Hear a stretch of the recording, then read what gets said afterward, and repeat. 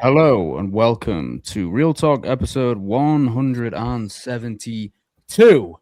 I am here with all four of us, the three lovely gentlemen, Cam, George, and Tyler. Today is a very special, a big episode. Avatar, Fire and Ash. Going to be discussing it. Spoilers, non-spoilers, all that jazz.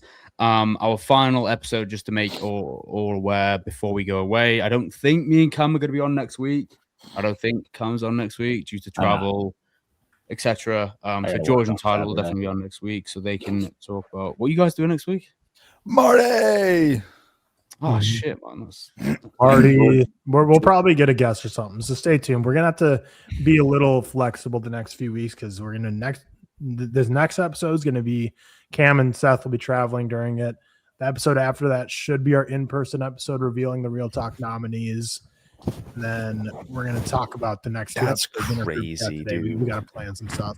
So yeah, you guys got to be ready in the next 6 days to send me all. Nothing really happens in early January. Maybe we just film two episodes in person or something. I don't know.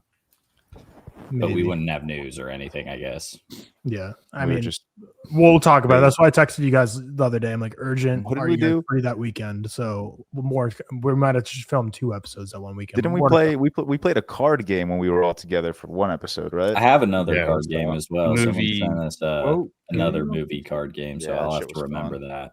So comment down below if you want to see, what do you want to see in-person content? Because by the time you're watching this on Monday, that'll be the perfect last opportunity basically to give us real-time feedback on what you want to see us do in person. Also, and if you're an annoying person listening that hasn't listened to us before and you're just here for Avatar, timestamps are in the description. You can jump all the way ahead. We're not going to talk about Avatar for another 30-45 minutes. Comment also on top of what you want to see us do on the podcast.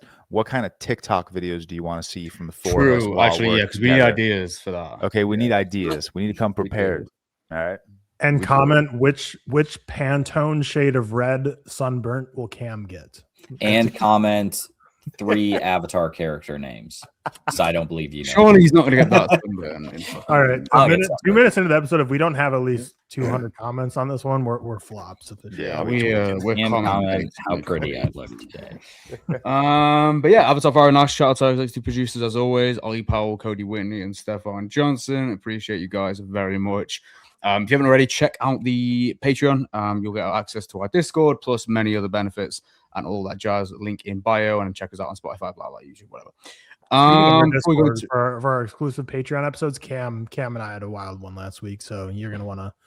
If you haven't joined the Discord before, we've had 98 or 99 exclusive episodes. So you have almost 100 episodes of ReelTok that you can exclusively listen to on Discord or on Patreon. 95 of them, I would say, are movie reviews, and there's 4 other random ones. And this last one was a random one where Cam and I played a bunch of games, and it was kind of chaotic, but it was fun. It was fun. Nice. Before we go to friend, let's find out what we're doing and what we've been watching. I'm going to start with George. Yeah, I've been chilling. I was away last weekend. Victoria and I were in Ocean City, New Jersey for a wedding. So that was wedding number 7 of the year. We got one more left, one more wedding to go. The big one, the New Year's Eve wedding, which we're very excited about. I was about to ask whose wedding is it then, and I was like, Tyler is lucky. How many weddings are already on the agenda next year? So far, 3. How? We're chilling at 3. One of them is Rob. Fake Rob is getting married to his fake fiance. All right. So you'll be in for ReelTok that weekend. Yes. Next week I have Rob, and then you guys met not my best man Nick, the other Nick, the bald Nick with the beard. And then one of my close family friends is getting married next year. I doubt you guys talk to her at the wedding, but so far 3. The potential for more. 3's manageable. 3's manageable, and they're nicely spread out. One is in August, one is in May, and one is in November. So they're nicely spread out. Definitely a break compared to 2025. Victoria and I were literally just looking at our January calendar, and we have 2 things going on. And then we compared it to our December calendar where we had 2 free days all month. And we were like, this year was absolutely crazy for us. So come the new year, hopefully a nice breather. But yeah, we were in Ocean City, New Jersey yesterday for a wedding. I always find it, I don't know if you guys care about this, but I always find it very interesting to see like predominantly beach towns during the winter. Like it's just very interesting. It's like a ghost town. It's very quiet, but it's still like very cute. It's significantly less chaotic. We stayed at this like really small, very cute, like bed and breakfast type hotel. So really, really nice wedding.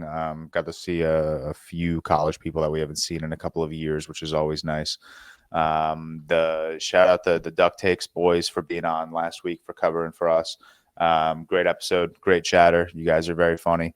But yeah, that's where I was last weekend. That's why I missed the pod. This week was I'm like sifting through my camera roll to make sure I didn't miss anything big. But yeah, this week was ping pong with Victoria. Dude, we went to see Mari Supreme Friday, and our screening was at 4. So obviously the movie doesn't start till like 4:20. All right, movie is 2.5 hours long, so we're out close to 7:00. We have dinner reservations at 7:15 near the theater, so we're not like traveling far. We walk over, eat dinner, get back to our apartment maybe like 9:30, maybe closer to 9:30. And Victoria's like, "Do you want to go play ping pong?" And I'm like, "Right now?" I'm like, "We're 7 drinks deep. You want to go play ping pong right now?" So we walk over to this ping pod. We ended up reserving it from 10:30 to 11 p.m. Filmed some content, played some ping pong. There's like ping pong places. It's called the ping. It's sick. It's called the Ping Pod, and there's a couple of them all over the city. What they are is it's one room with one ping pong table, balls, and paddles. There's no one else there. There's just one. There's no supervisor. We have loads of like 5 or 6. That's yeah, cool. I'm sure. This is just one, and That's you can cool. book it.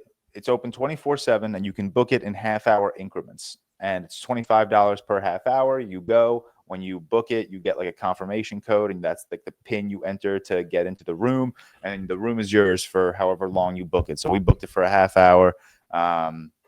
We could have stayed a little longer because no one obviously booked it from 11 to 11:30 after us. But yeah, we did that. You said ping pod, and I assumed you misspoke, so I was just gonna let you go. No. Okay, It's called the Ping Pod.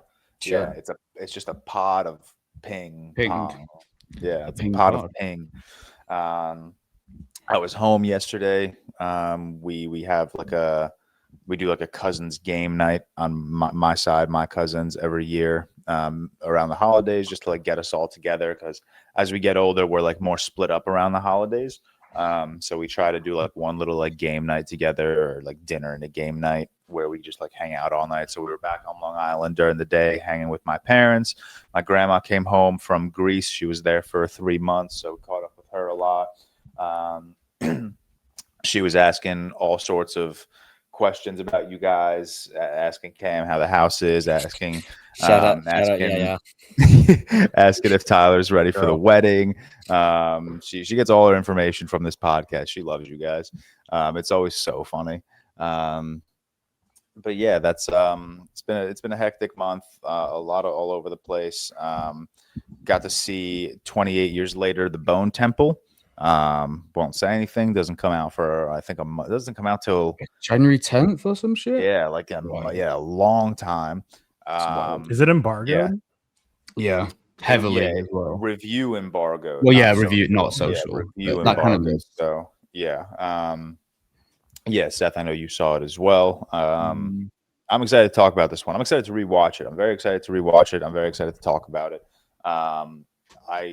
This isn't like a review or anything. I told Seth, I don't know if I liked it any more or less than 28 years later. They're pretty much on par, but there are like just everything to talk about with the Bone Temple is just so different from what we talked about with 28 years later. Like it is such a, like it's certainly not like a vastly different movie, but it definitely feels like, a complete change of pace, which I really appreciated. Yeah.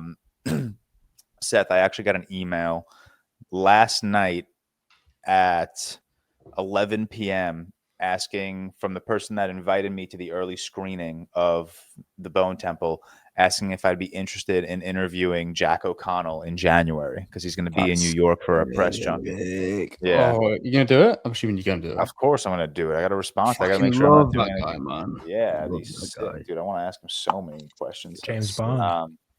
Yeah. James Bond. But yeah, that's been fine. Work's been okay recently towards the end of the year. Just a lot. I think I've mentioned this in the past. Between Thanksgiving and Christmas, it's just like it's like our busiest time because you're trying to wrap up everything before the end of the year while also trying to stay on top of all of your day-to-days, but also trying to do not only your end of year review, but all of the end of year reviews for the people that are reporting into you. So it's just a very hectic time of the year. Taking some time off, obviously, the week of Tyler's wedding when we're in Austin. So I'm very excited to close my laptop on the 27th or the 26th, whatever that Friday is, and not open it up again until fucking January 5th. In terms of what I've been watching, I'm trying to think when the last thing was. I'll just go down the line. Dick Tracy, which we'll talk about on our Patreon. I'm very excited to talk about this one. That was a interesting experience, man. I texted you guys. I didn't even take an edible last night when I was watching this movie, and I still felt like I was hallucinating this entire movie. I rewatched Marty Supreme, and I'm really happy that it like held up. I was nervous that I walked out of the film festival loving it, and that love was kind of clouded just by the experience of that night as opposed to the actual quality of the movie. So on rewatch, I was like, wow, thank God I'm still, bless you. Thank God I'm still like loving this movie. It's still so unbelievable. Give Timmy the Oscar. I'm so tired of people turning on him on Twitter. I think it's so classic, annoying cinephile thing to do. But I love him. I love this marketing campaign. Everything he's doing is unbelievable, and I hope he wins the Oscar. Genuinely. Is he your number one right now? I don't know. I still go back and forth between him and Leo. It's interesting because Timmy is Marty Supreme. You know, Timmy it's such is a proclamation of his career. Yeah, like he is the movie. Whereas, like, yes, Leo is the main character of One Battle After Another. But remember, we go like a half hour without seeing Leo at one point in One Battle After Another. You know, like Timmy just has so much more to do. I think both performances are so like physical. Like it's not like I'm looking at like Timmy and I'm like, oh, well, he had the physical aspect of this performance. I'm like, well, you also have Leo who's doing a lot of physical shit in his performance. But yeah, I think right now, you know, when Tyler asks us to send him our like ranking of best acting of the year to figure out ReelTok nominees, it's going to be really tough to decide who I'm going to throw at the number one. They're obviously 1 and 2 for me. But it's going to be really difficult to decide who I'm going to throw at the one. Because I really love both performances so much. But again, Timmy is just like, he is Marty Supreme. This really does just feel like a huge moment in his career. It kind of feels like everything that Leo went through with the release of The Wolf of Wall Street, where everyone was like, he is the Wolf of Wall Street. Like he is in every scene of that movie. This is his Oscar time. Obviously, Leo didn't win the Oscar that year. He lost to McConaughey for Dallas Buyers Club. But it's like the same kind of aura around this performance where everyone's just kind of acknowledging like, yeah, this is his performance. Like this is what everyone will look back on and be like, this is your career defining performance. And that just feels like something you should give an Oscar to. Rewatch The Shining. I was in the mood to rewatch The Shining after watching Welcome to Derry. There's like a very, very small connection between the two, which I like completely wasn't thinking about during the show. I just never put 2 and 2 together. And honestly, I felt a little stupid at like towards the end of what? Is it? Halloween. Yeah. Completely like the entire time I'm watching Welcome to Derry, I'm like, oh, that's a nice character. Like it's a nice new character. And then at the end, he's like, how much trouble can a hotel be? And I'm like, Dick Halloran. And I'm like, oh shit, fuck, he's in The Shining. And that made me feel a little stupid. What else? I didn't talk about Wake Up Dead Man. You guys talked about that last week. I liked Wake Up Dead Man. I don't think I'm loving it as much as everyone else. I think it's a serviceable entry into this franchise. Geez, sorry guys, my throat is like on fire right now. Serviceable entry into this franchise. The misconception that I hate Josh O'Connor, not true at all. Not true at all. I like Josh O'Connor. I just don't think he is as phenomenal as everyone is giving him credit for. I think Josh Brolin is clearly the standout in this movie, in my opinion. Josh Brolin, Josh O'Connor next, and then Daniel Craig. But I think Josh Brolin is clearly just, I think I love that character, that Monsignor Wicks. I love his ferocity. I love how fucking crazy he is. I love his little character arc, how he's going from whatever to turning on his patrons. I think it's great. Everything with religion. Everyone's talking about that one scene where Josh O'Connor takes a phone call.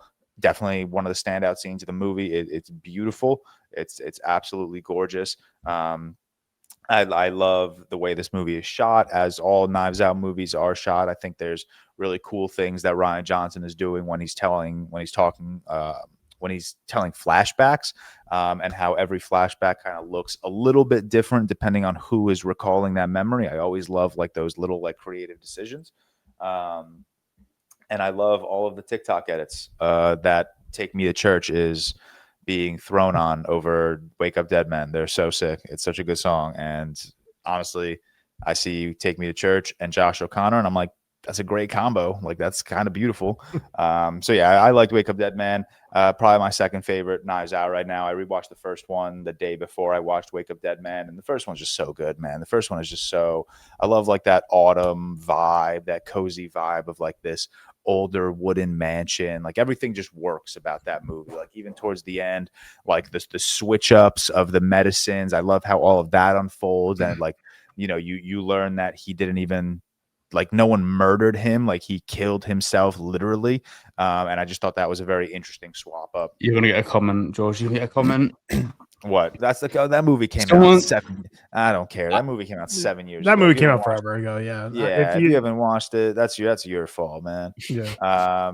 To be fair, we talked Knives Out for like 2 hours last week, and then Garrett dropped at the very end. He's like, "I've only seen Glass Onion, Wake Up Dead Man." By the way, after we already were like explicitly spoiling it. That's crazy. I didn't listen. I must have not. I'm like, come on, man, you got to tell us that ahead of time. We're talking about the whole spoilers. We're like, oh, the switching of the medicines and everything. Yeah, but what we said then is what we said now. If you're the rare person who's upset that George spoiled Knives Out, a movie from 2019, right? Yeah. So not even this decade. The Knives Out movies are never about the destination, or never about the big plot points. It's about like the characters and the journey and the dialogue to get there. So I think obviously you don't want people to spoil things for you, and I think it will ruin like a percentage of the film for you, but it's always about the ride and the ups and downs to get there. It's never about like knowing who the killer is. Like if you knew who the killer is and guessed it in the first 2 minutes of the movie, it's not going to ruin it for you. Yeah.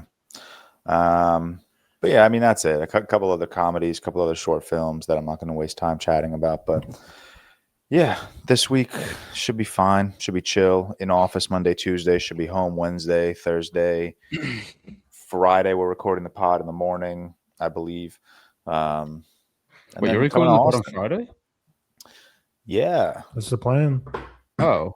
Well, I can be on the pod then. Doesn't matter. Talk. This dude does not. I thought I read the message that you're recording on Saturday. No, we have logistics read our text chat today. Well, that's fine. Anyway, I can do it on Friday. That's fine. But yeah, that's it. I'm trying to remember if I'm forgetting anything, but if I do, I'll come back. But that was me. Tyler, what have you been watching? How you been doing? Yeah, for what have I been doing and watching? So it was my last week of work before taking the next 2 weeks off. To this week, I'll be doing a lot of wedding prep, and the week after that, obviously my wedding, and people will be in town like crazy. So hectic time. Kind of yesterday ended up being more of a chill day because I was like I need just like a calm before the storm day, because I like planned out everything I have to do over the next like 8 days to prep in terms of like just like stuff around the house that's not related to the wedding, but it's like if I have time off work, I've been putting this off, and like stuff regarding like social media because I know I won't be like posting and stuff. So I'm just gonna like film stuff and like schedule it ahead so I don't even have to think about it. To that, and just like final bits and bobs for the wedding and putting stuff together and organizing stuff. And my garage is a complete chaos mess of Amazon boxes. So just like a lot of shit I have to do over the next like week. So yeah, it's going to be a hectic week, but should be an exciting one overall. It is Christmas. I don't know. Holidays sometimes don't always feel as festive. Since my fiance being a nurse, because she like kind of has to basically at least like every other year she's gonna be working. So this year she's working on Christmas. She's not working Christmas Eve, so I think we'll go see Marty Supreme on Christmas Eve. We already exchanged gifts like last week, so we're done with all that. But yeah, so she'll be working most this week. She has 3 shifts left, and then she's done. But yeah, like I've just been busy even prior to today with wedding stuff, like going to get my suit tailored and all that kind of stuff. But yeah, you know, getting through it. But yeah, this next week is just gonna be a mess of a week, while at the same time have a lot of movies I want to watch this week in terms of like we've been mentioning the ReelTok Award nominees, as well as just like I feel like my ambition to watch a lot of 2025 releases like leaves once the 2026 happens, unless like the Oscar nominations come out and there's like glaring ones that are getting like multiple nominations that I missed. But most of the time I like to like kind of get everything done for the new year, and then it's like, okay, bookend that and not really have an interest to go back to it. So yeah, a lot of 2025 movies I missed that I want to catch up on, which I started doing a bit this week. So yeah, I guess in terms of what I've been watching, I watched The Mastermind. Speaking of Josh O'Connor, like this movie is definitely my least favorite Kelly Reichardt movie I'd seen. But that being said, I gave it a 3.5. Like I texted K Meeks right after. I'm like, I didn't end up loving The Mastermind. And then he was like trying to ask me like kind of like what's wrong with it and all that. And I'm like, well, for me, like Kelly Reichardt films like are like 4.5 to leading 5 territory, like the 4 I've seen. So it's like, it's not that I didn't like this movie. It's just like I walked away. I'm like, I like this, rather than the other ones where I'm like, man, that was like a great movie that I'm going to be thinking about for a long time. I think Josh O'Connor is really great. I haven't seen all of her films. It seems a lot different than her normal stuff, you know, and kind of heist / anti-heist film. But I thought it was an interesting, it was an interesting clash of like, you know, him being like this middle-class guy trying to steal art in the midst of a Vietnam War when there's kind of a larger collective movement going on for stuff that like actually matters, where he's just kind of doing his own personal vendetta, trying to get rich off the art he's stealing. And, you know, always fun watching like heists and quotation movies where like the guy planning is like kind of an idiot. So yeah, but I liked it. I walked away from him like the final shot. I liked it. And the protest. Yeah, I love that scene. The final shot's really, really fucking good. Yeah, but I liked it. I don't think I'll be thinking about this one much more again. Whereas like, you know, First Cow, Old Joy, even Showing Up, I think about those movies a lot. So I also watched Caught Stealing after that. I shout out Hannah Zook. I saw her Letterboxd review. She's not a fan, said she almost wanted to turn this off, did not finish it. And honestly, I was kind of in the same boat, but mine wasn't the same reason. I love Austin Butler. I think he's like fine in this, and the whole cast is like fine, but this movie is just like really grating and repetitive, and I was just so ready for it to be done. Like I feel like every trick that they pull in the first third just gets rehashed in the second third, and then the third of the movie, I'm like, oh, we're just doing the same beats, and just kind of a headache of a movie, to be honest. And I feel like a lot of people like this movie in terms of Darren Aronofsky. I feel like people who are like more oppressed by movies like Mother and The Whale, and like we're really anti, like his films are a little more divisive, I feel like ended up gravitating towards this because it's definitely more like typical mainstream-ish compared to what Aronofsky's normally kind of challenging films he makes, I want to say. I don't know if that's the right word, but yeah, I guess I was the opposite. I think I gravitate more towards when he swings and might not go all the way. But yeah, I dug The Whale a lot more. The rest are obviously a lot more Requiem for a Dream. Yeah, Caught Stealing just wasn't for me. So I gave that a 1.5, which by the way, my Letterboxd is fully up to date now. So shout out me finally going through it, logging it. Big shout out. Every day, Tyler. So we're so back. Then I watched House of Dynamite. Is your Letterboxd going to take a hit again during wedding week? Nah, it shouldn't. Nice. Good. Should be good. Watch House of Dynamite. Like this film a lot more than the average consensus is at a 2.8 on Letterboxd. I give it a 3.5. A lot of people, you know, I'm not spoiling the movie or anything, but a lot of people critique the ending for not really having a conclusion of where everything kind of builds up to. I just feel like that's literally the whole point of the movie. But actually, I don't know, like this movie, I also just like dig movies like this, like political thrillers. I think this movie does a fascinating job at exploring how like these people in such powerful positions that are like leading and protecting the world, in quotations, have to make decisions when you have 25% of information. You have to make such massive scale global decisions on yes or no and going left or going right when you basically only have a very small chunk of information, but the decision yes or no is going to really impact everyone's lives. So I thought it was cool. I dug it. I was on the edge of my seat in suspense the whole time. I enjoyed getting the 3 different perspectives and how they lace together. So I don't know. I guess everything everyone critiqued about the movie ended up being like a positive for me. So I dug the movie, and the cast is like crazy stacked. Like it's not like they're doing much. Like there's not a lot of like, but I mean like Greta Lee shows up for like a phone call, and then like what's his name? Anthony Ramos just like has like one line of dialogue and then like kneels on the dirt. Like it's like you got people that aren't like huge actors. Like they're not Greta Lee and Anthony Ramos are massive, but it's like you get people that and you've seen them and they just like do like one thing in the movie. So Catherine Bigelow's definitely got that pull, got that appeal. But yeah, I dug House of Dynamite. I'd be more than I thought, just because I know a lot of people didn't like it. People at work were watching it and they're like, "Oh, have you seen this?" Like I'm like, "I have not," because it came out on Netflix, and Netflix movies have pull, so people at work are watching them and talking about them. And then I watched The Lincoln Lawyer. I don't know if any of you have seen The Lincoln Lawyer, the Matthew McConaughey movie. Looking at your logs, doesn't look like any of you have it logged.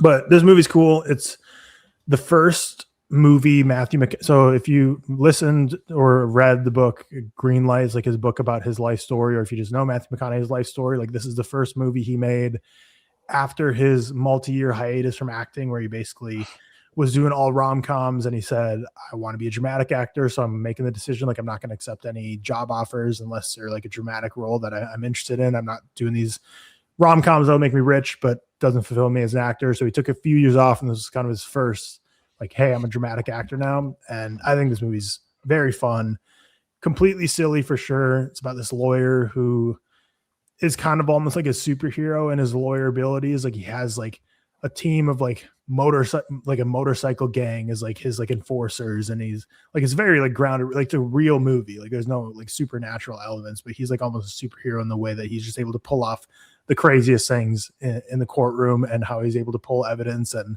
his client ends up trying to turn things on him. And it's like a movie that has like 72 twists and kind of goes back and forth. You have no clue what direction it's going in, which definitely by the end I was like, all right, this was like leaning 4-star territory. I'm knocking it down a bit, because like the final 10 minutes especially have like 7 twists in the span of like 6 minutes, just like bang bang bang bang bang. I'm like, oh, okay, we're you're losing me a little bit. But I love courtroom dramas, courtroom thrillers. Characters in this are really fun. I had a good time with the Lincoln Lawyer, so I would recommend it for sure. It's on Netflix for like another 10 days, because I talked about it 2 weeks ago, or last week, saying I watched the first half of it in my hotel room, and I won't finish it again probably until I go to another hotel. But when I logged on to Netflix to watch House of Dynamite, I saw the Lincoln Lawyer is like last day to watch it in 10 days. And I was like, it's just easier to press play on Netflix than F2 movies and close out 72 pop-ups before I can watch a movie. So, and then Avatar Fire and Ash, we'll talk about it soon, but watch it in 3D, and I don't love 3D. Dude, fuck 3D. Oh my God, fuck 3D. 3D fun. 3D fun. How you been doing? What you been watching? I've been all right. This week's work week sucked ass. It's just a very long week. A lot of things going on, finishing up the year, so just rough. But got through. How about the Bears? Bears had a big win last night. I'm going to be straight up. I turned it off when it was 16-6. Ooh, you're one of those. Gave up on your team. Yeah, I just was tired. Last night we were supposed to. So last night we did like a kind of birthday thing for my dad. His birthday was a couple days ago. So my sister's in town. My sister lives in Alaska. Not sure if I've ever told you all that, but she lives in Alaska. So she doesn't come home all that often, obviously. Normally about once a year for like Christmas time. So she was flying in yesterday. She was supposed to land around 6. Flight got delayed till like landing at 7:30. So we had a plan to have the kids sleep here. Because their bedtime's like 7:30. So if she wasn't getting here till like 8:15, after getting home and everything, we were like, we'll just have the kids sleep here, because I'm gonna bring them back in the morning, kind of thing. And then like Sutton's just not been sleeping recently very well. So like getting her down was impossible. So we were here till like 9:30 trying to get her down. Failed ultimately. Bailey went to sleep like a champ because he's a pro. But we took Sutton home, and then I was just I was like, yeah, I'm tired. I'm going to bed. I'm not watching the Bears right now. It's fine. And yeah, so I did give up on them, but good win, good fun thing to wake up to. I was honestly shocked. Is that a fun team to watch or annoying team to watch when your team like every single week like it's just like ass for the first like 75% of the game? They're just like the most gross team to ever watch, and then they just like lock in and make a miracle comeback every single time. Every once in a while, like last week when they won like big and looked really good, I always feel like, okay, this is the turning point, right? Like they're gonna start being as good as they should be, and then they don't. But it's fine. It's fun to see the win, but I guess I wasn't as locked in on that one, but that's all right.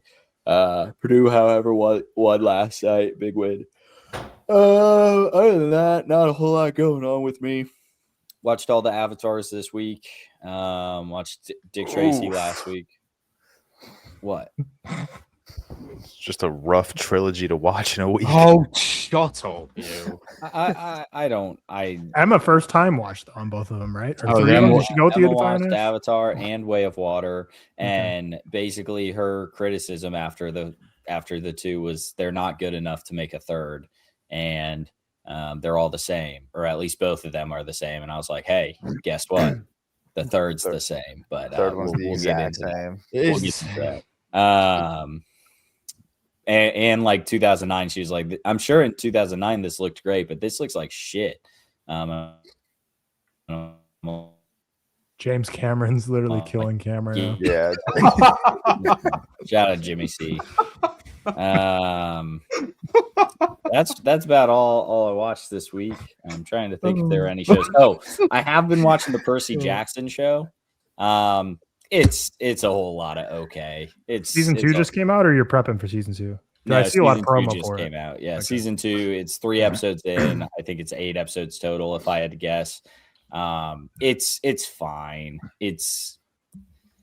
I don't know. It's the same thing as like all of these remakes of like, yes, you've put the book to screen. You've done that before, and I enjoyed it then. Do I enjoy it now? I don't know. I'm thinking the Harry Potter show is going to go about the same, where it's like every episode I watch is something I'm like, yep, got it, seen that, wonderful. Now I'm seeing it again, just worse. And I don't even think the Percy Jackson movie is very good. The issue is every single actor in that movie is better than every single actor in the TV show. So maybe the Harry Potter one doesn't fail in that sense, and because I like a lot of the casting in that show, but I don't know. It's when you have the movie budget and movie stars, they're just infinitely better than children TV stars. Like they just are. Walker Scobell's good. I mean, he's fun. But every other actor in that show is fine. Like has anyone watched The League? They have Rafi from The League, who's like he's playing, I forget, he plays the camp leader or whatever, but I don't know, whatever. Yeah, that's about all I've been watching. That's about all I've been up to. Not a big week. Emma and I did get here's something. Emma and I did get Super Mario Galaxy for the Switch. We started playing that yesterday. Kind of gas. So, wait, you said Galaxy or Odyssey? Galaxy. Is there Wait, an what's Odyssey? Super? What's that? It's Odyssey. What do you do? Galaxy. Super Mario. Yeah. You basically, so it's kind of odd. You have your two controllers, and with your one controller, you point at the screen to like grab things, and the other controller you like move around. So like getting used to the controls is crazy. But it's basically like you're on different planets, and so it's an entirely like 3D map. So when you go upside down, like it's kind of hard to control. But you're basically on planets, and you jump from planet to planet, and then the general idea is always the same, right? You're fighting Bowser to get stars. Yeah. It's bad. Okay. Why? Seth, I played. I'm not a gamer at all, but I downloaded Alien Isolation. Have you played it? I played like 20. So yes, I played it. I played maybe like 25 minutes of it. The game is I'm alone, or not alone. I'm alone on this spaceship, and I have to explore. And while I explore, they throw out objectives at me. I suck, dude. It took me, the first objective was get dressed. It took me about 5 minutes to find my bag of clothes. Then I get through a couple more objectives. I'm moving through like the map. I'm picking shit up. I'm learning. One objective, my most recent objective, I still haven't completed it, is I approached a door, and this door is like clamped shut, and I need to find a tool that opens this door. Spent about 15 minutes searching for a tool, couldn't find shit, so I turned the game off. It's pissing me off. Well, here's what I'll say, George. You have to carry on. So if you need to, just search it, because that's exactly what Rob said. Has Rob played it? Yeah. Well, Okay, he hasn't played it. He hasn't played Alien Isolation, but he was like, yeah, there's a lot of like these objective games where like just Google it if you don't know. Like, you don't know. And he was like, dude, you're like, I don't play video games. Like, I don't know how to do this shit. So If you go to like, I think it's like you have to do like the first 5 or 6 missions, and then it allows you to like just be free. But that's when things start going fucking crazy, and the xenomorph comes, and then it's like I haven't seen the xenomorph. Terrifying. There was one. Dude, I'm sitting in the spaceship. I'm roaming around. I'm trying to complete one of the objectives was to like one of the objectives was restore power. So I'm trying to restore power, and while I'm trying to do this, a spaceship comes in, and then my objective updated, and it was like new objective, go to that crew that just came in, and I couldn't find like my way out. I didn't know how to get to them. It's confusing. So I was like, fuck this. Yeah. Because like you don't want to waste. You need to get into the game. The game is so fucking good. They're making another one now as well, so it's kind of like perfect timing. Yeah.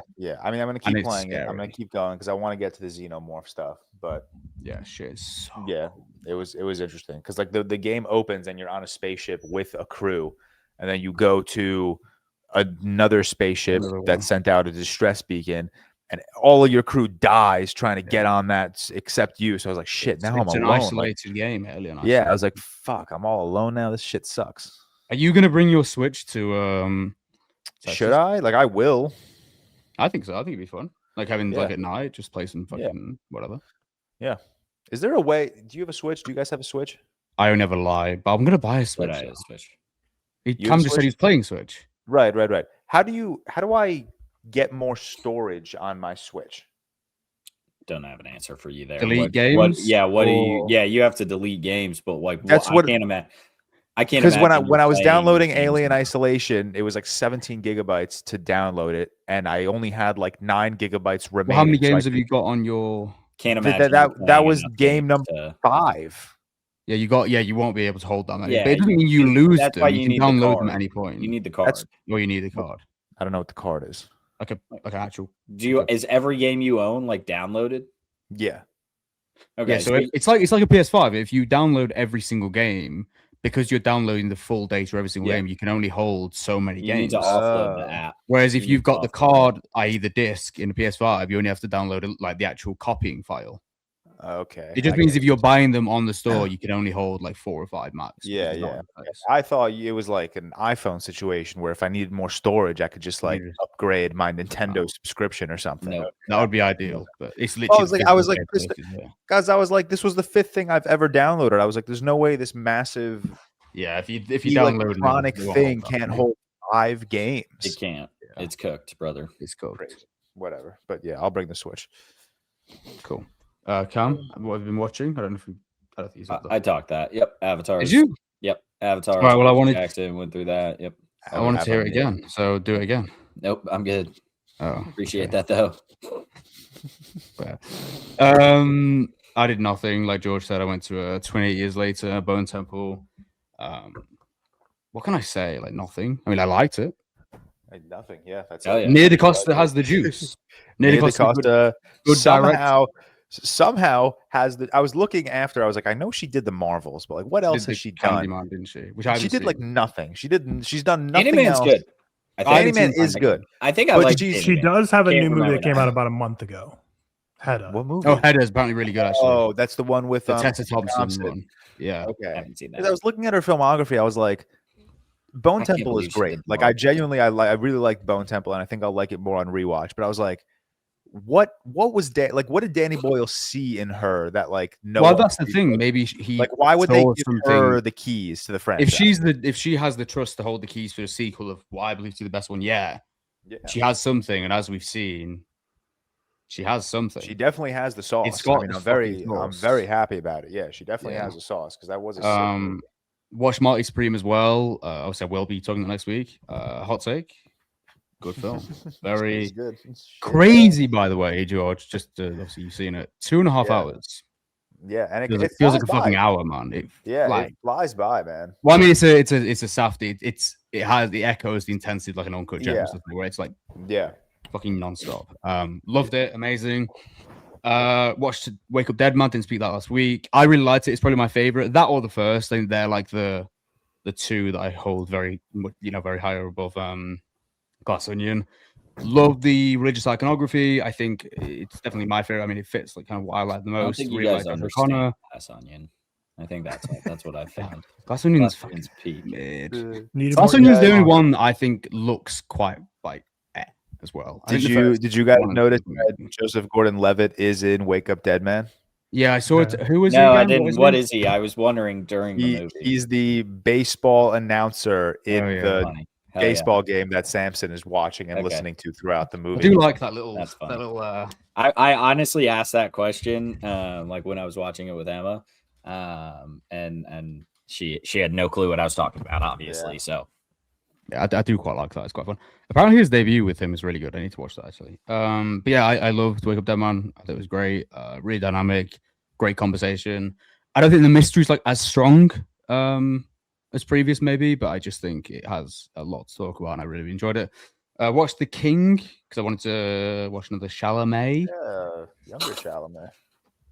It's fine. It's a Bit fine fucking movie. boring. Yeah, fine Bit movie. shit. Good performance. Robert Pattinson's so funny in it with his like French accent, though. He's like that. He's having a whale of a time. That was like the Pattinson. He went from The King to did The Lighthouse the same year, didn't he? yeah, and then what was that other movie with Tom The Holland? Netflix one. Yeah. Devil Devil in all the Inside. time. Yeah, Devil All Time. Yeah, He had like Devil's that string Round. of like really weird accented really- movies that he was going through. Yeah. he that's does. this isn't as bad as like the ticking sound on Interstellar, but The King has one of the more like thrown around. Oh, the fun facts with poster?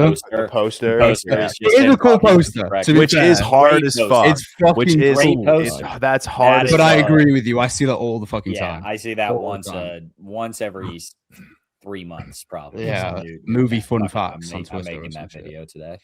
Yeah, I agree. Real Shaun of the Dead, Avatar: Fire and Ice, which I was to speak about, and then I watched Tree of Life as well on Friday. We watched that. Hot take, great film.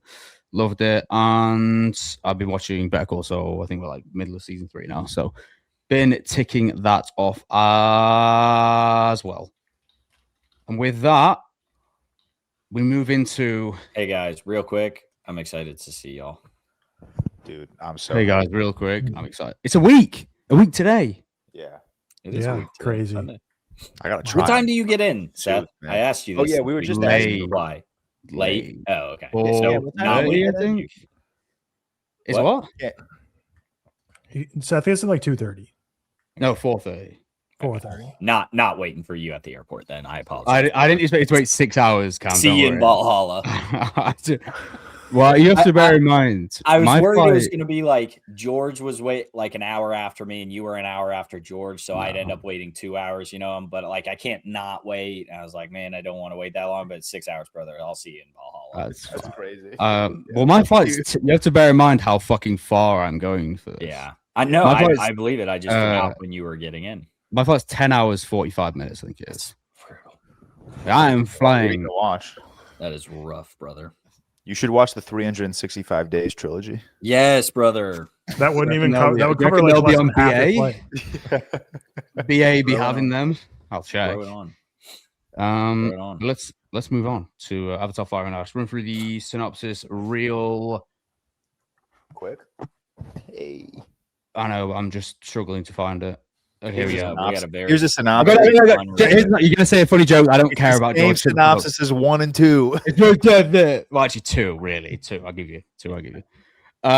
In the wake of the devastating war against the RDA and the loss of their eldest son, Jake Sully and Neytiri face a new threat on Pandora, the Ash People, a violent and power-hungry Na'vi tribe led by the ruthless Varang, who is, by the way, sexy. Just want to put that out there. Crazy bad. Horny brand.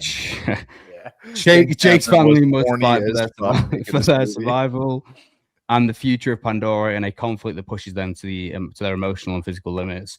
Obviously, third in the franchise, directed by James Cameron. Yeah, let's get into it.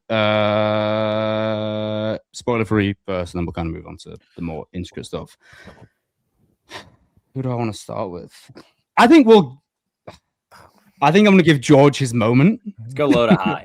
I'm going to give George his moment because I think he's actually. I don't know if Cam's logged it. Cam has logged it. Okay, so I know.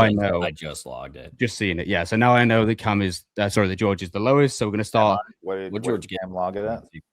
Don't say anything. Let's maybe All right, let George the hater have his moment. You're hating. There's no hate. Well, then you just said it. You're hating. Oh, fuck's sake. No. I'm sorry. Okay, George. Hate away. Wait, George. Nah, don't do that. Spoiler free. Yes, it's gonna be spoiler free.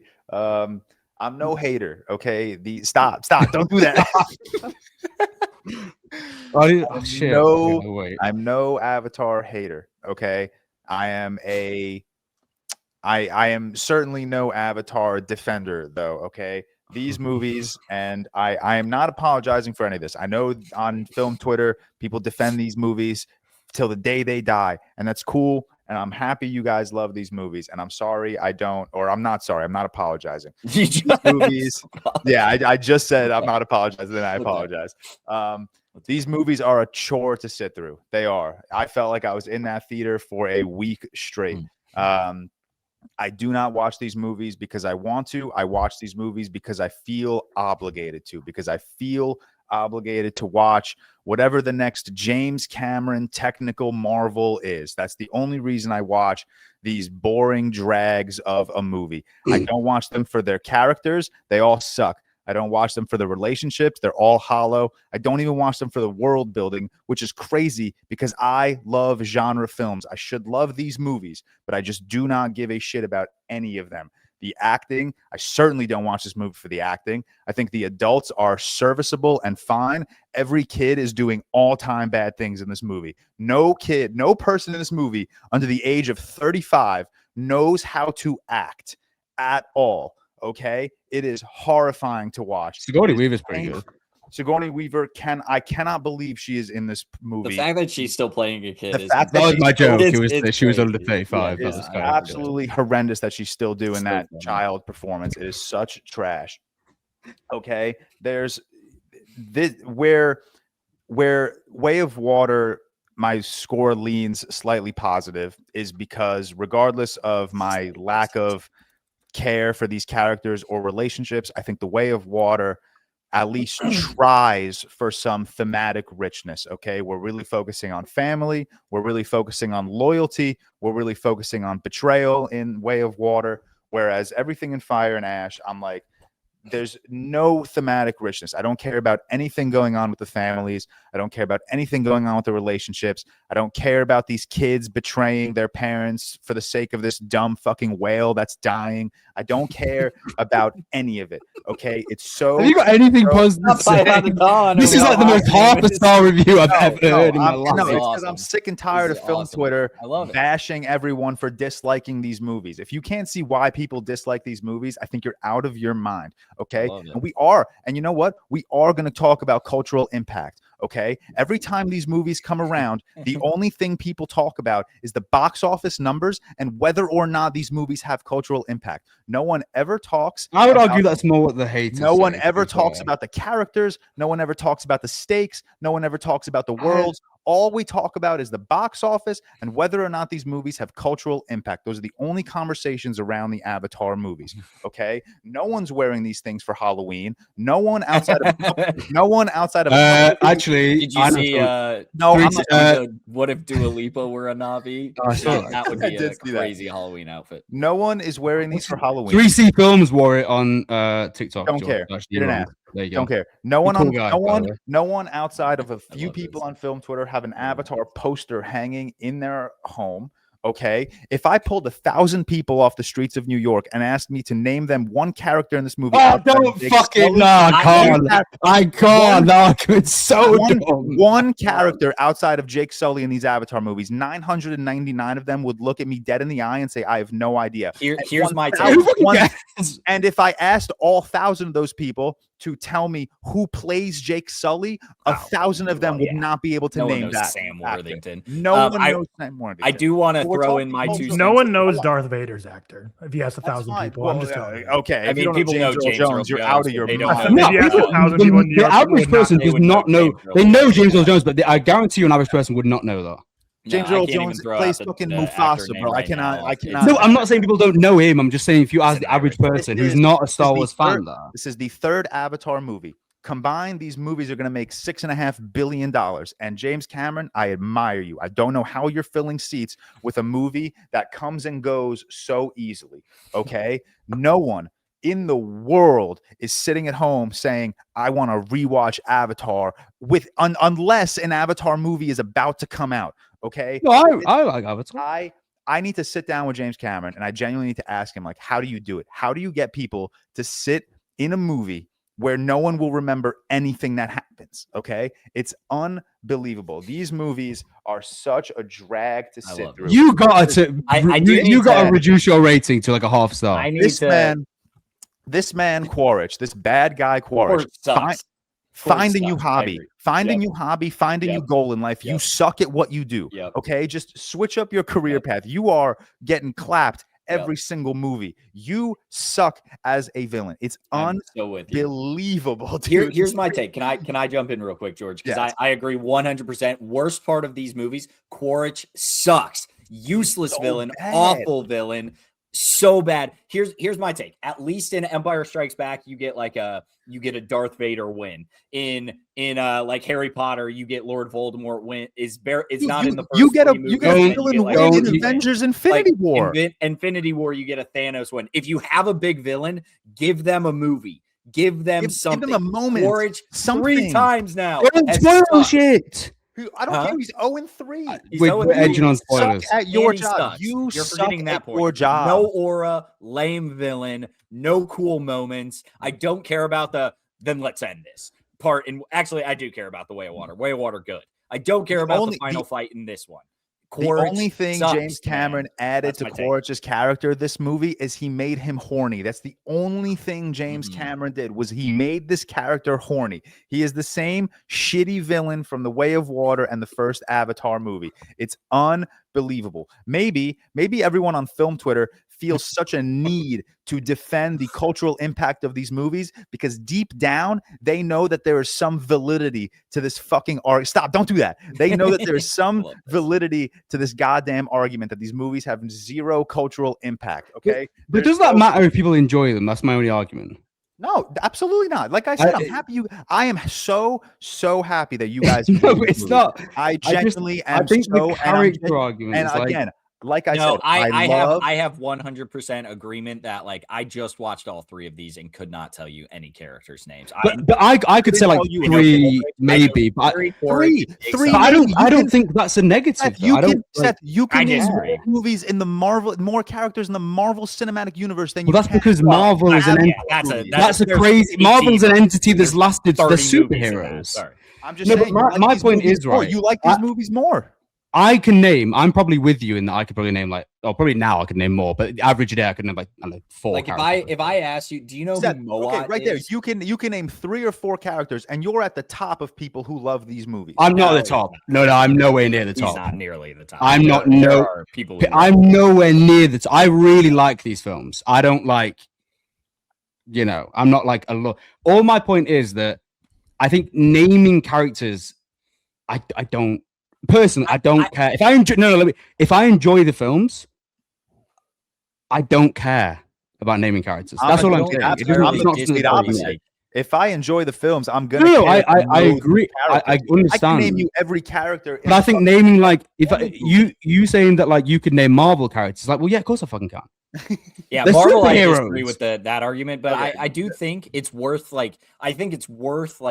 in a universe, not in a one singular movie. If you can't name someone in a singular movie, that's different than like now we're 3 movies in, and I don't think these characters hold as much weight as they should. I think is more. I would say the primary ones do.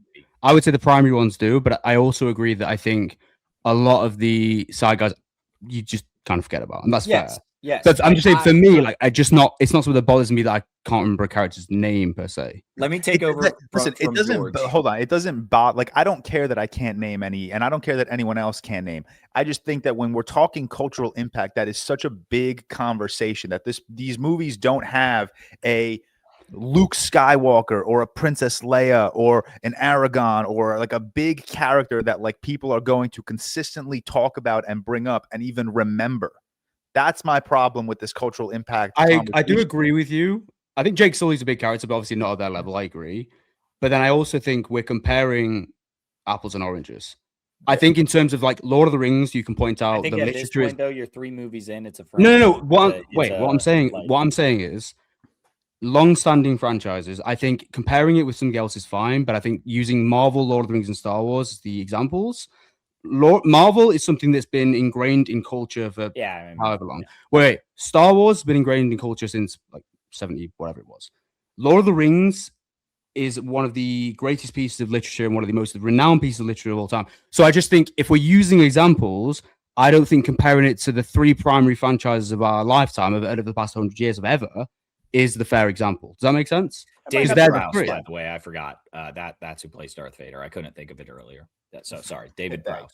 There you go. Seth, I think you're absolutely correct in like those are poor franchises to compare to Avatar because they've been. What else would you compare this to then? Because like I can we go Transformers? Like because I think that I would argue there's more. There's actually like I would Transformers. I don't think there's that many characters you could name.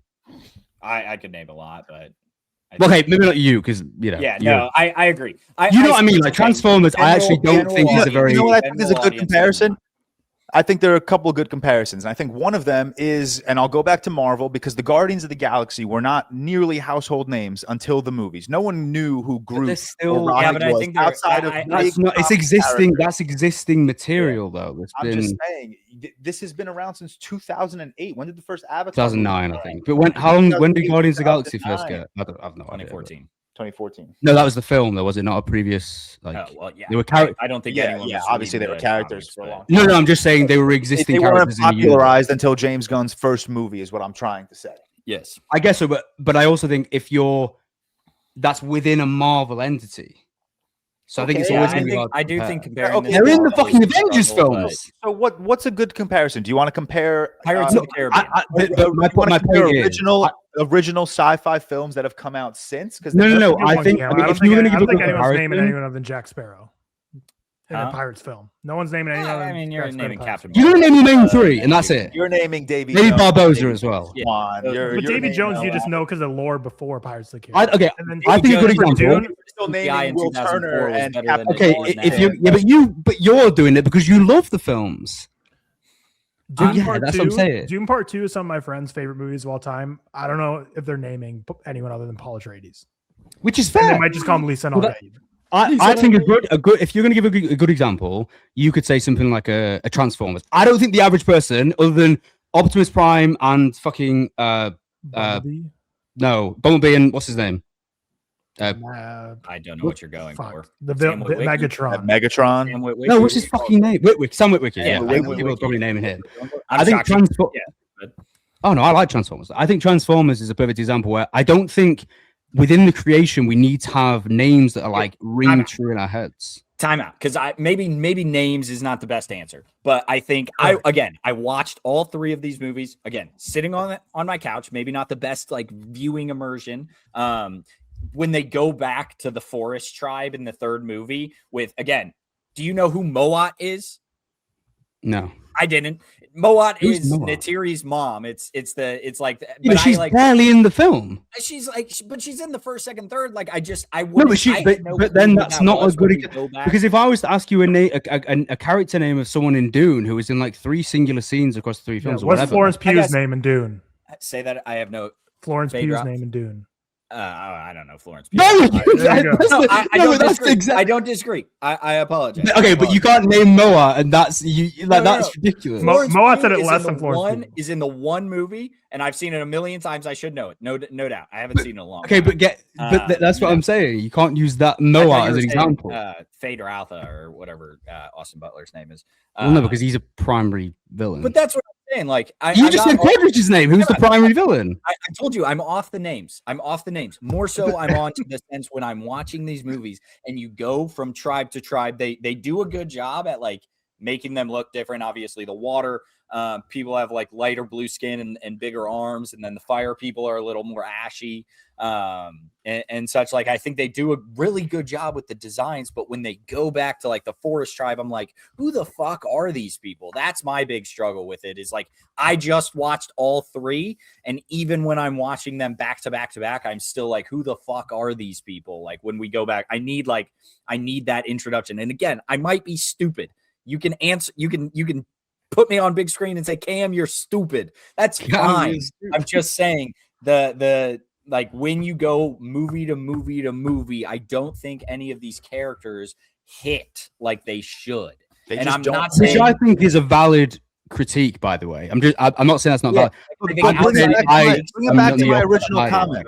Like giving anyone else characterization Let's- outside of I Jake disagree, Sully. but I also understand that critique. I'm just saying the name one is like The name one, The name one's fine. The name one we don't have to continue arguing, but it's even like you look at like the other massive releases of this decade, one battle after another, Oppenheimer, Dune 2. Like, people are tweeting about these movies and these characters. The only thing people tweet about when it comes to Avatar is the box office numbers. But the average general person hates one battle after another, or just doesn't know anything about, or doesn't know the characters' Even if names. you're looking at our little bubble on film Twitter, the only Exactly. This is what we're saying, though. I couldn't the tell you only a single convers- character in that movie. The only conversations happening around Avatar are the box Yeah. office numbers and if they have cultural impact. There's just no like But further. is that not the conversation. same as one battle after another, where that's located specifically on film Twitter? No, because these movies are at least like across. Like, people hate one battle after another, the general population, but that at least opens conversation. Like, people are at least like talking about these movies beyond box office numbers. But I think if people are going to see it and they're making so much money, they still have an impact in terms of people wanting to. I'm not saying they have the most impact in the world, but I'm saying there is a reason they're retaining such an audience, and people are going back every single time without fail, and people are talking about them. I People are agree. taking their family. I don't disagree. be Like, some I sort see of- what And you're you know saying. what? I don't think these movies have $6 billion worth of like cultural impact, whatever that translates No, to. they It's not- do. you're never going to get a translation, but people enjoy these movies. It's wrong to say like they don't. Otherwise, they would not make this much. Like, this is an event. This is a good time at the theater. Like, you go, you get fully immersed.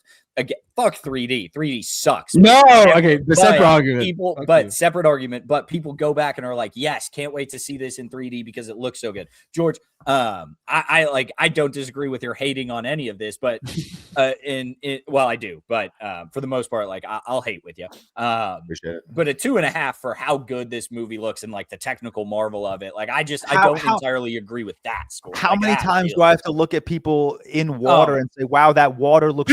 Oh No, my god, it's look, all no, but I see what you're saying, but it is computer generated. It looks phenomenal. It looks. Yes, so I think that's like a. I'm that's just tired of watching these movies and constantly Hold on saying, to. "Wow, they look great," but I don't care for the characters. I'm at a point where it's like, if I don't care for anything other than the visual effects, how many of these movies am I going to have to sit through? This is the exact same movie as Way of Water. The only thing Which is the a only thing fair different is you add in a fire tribe that which is a so fair painfully critique. shallow. It's like I'm tired of giving this movie a bump in my rating because the water looks fucking sick. Then don't own it like a man. Put it at You need to put your shit down to 1 star, George. You need to get on Letterboxd right now and do it. Because there are. You haven't said a single positive thing. We will listen. The movies look great. There's no doubt about that. Okay, and the action set pieces are lovely. I think the best parts of this movie are when Quaritch is in his base, and it turns into like Terminator-esque, very technical, very like grimy, like that kind of vibe. That's when I think this movie is at its absolute best. Everything when Jake, and I don't care, this is not a spoiler. It is probably a spoiler. I don't care. Everything. No, you have it's not a spoiler. It's not a spoiler. I genuinely, I do not care. Every time, not every time, when Quaritch finally captures Jake Sully and he's in like the glass cage, every time, the entire sequence from there until he breaks out is sick, and I really enjoyed that. Other than that, I'm not like blown away by the way Pandora looks anymore. I'm not blown away by the water flowing over Jake Sully's face. It's like we've seen it all. Do something. We've seen it. I'm sorry. And your characters suck. And if I don't like, I love you, but recapping a main plot point and saying what's the spoiler?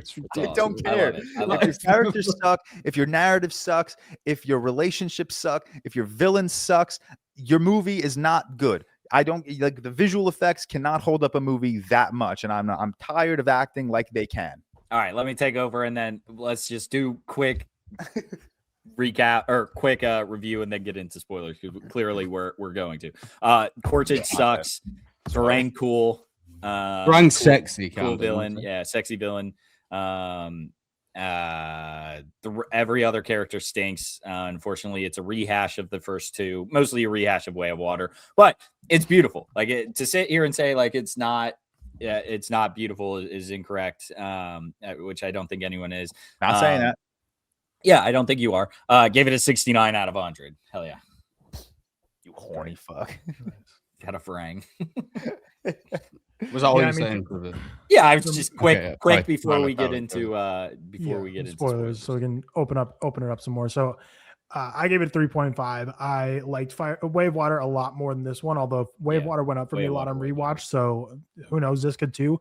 I enjoyed every single second I was in this world. It's over 3 hours long, by far the longest. To me, it did not feel that long, even though the narrative felt that long, because I felt like there was like 3 different times like, oh, this is the end of the movie and there's more movie, but it wasn't like, I don't know if that makes sense. So like story wise, it felt like it should have ended a billion times, but like time wise, it never felt like this was like 3 hours for me in the theater, except wearing glasses the whole time. Not a fan, but the movie again looks gorgeous. The Fire Tribe I think is wasted. I feel like their introduction was super cool. And then I feel like they kind of became side characters when I was kind of expecting them to be like a main villain type thing.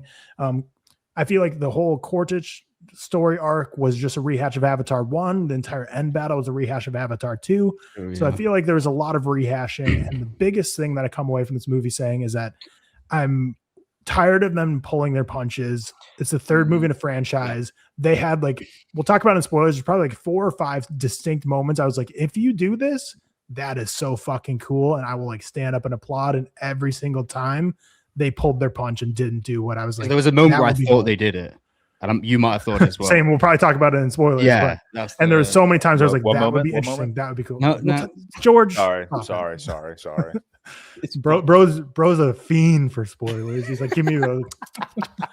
Oh God. But yeah, so again, I loved every second in this world. This is like the emotion still hits for me, but they're rehashing too much for me and they keep pulling their punches. And even though it's the longest in the franchise and it didn't feel like it was that long, is it the longest? They spent their time in the weirdest places. To me, they spent their time in the weirdest places.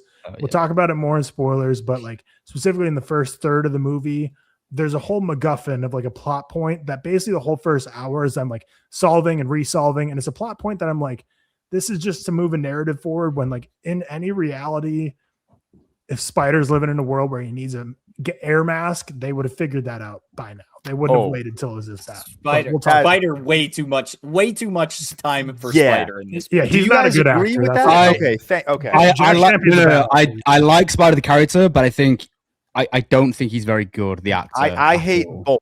I hate the actor and I hate the character. And I think what was he just in? What was Jack Champion? Even me being an overly hater. This is like no. A lot of people do hate. I don't hate, but I don't. Every character in this movie, I cannot believe James Cameron chose to like wrap this narrative of this third movie around Spider. Like I can. He's probably the cheapest guy to keep on set. Yeah, he is probably. That's true.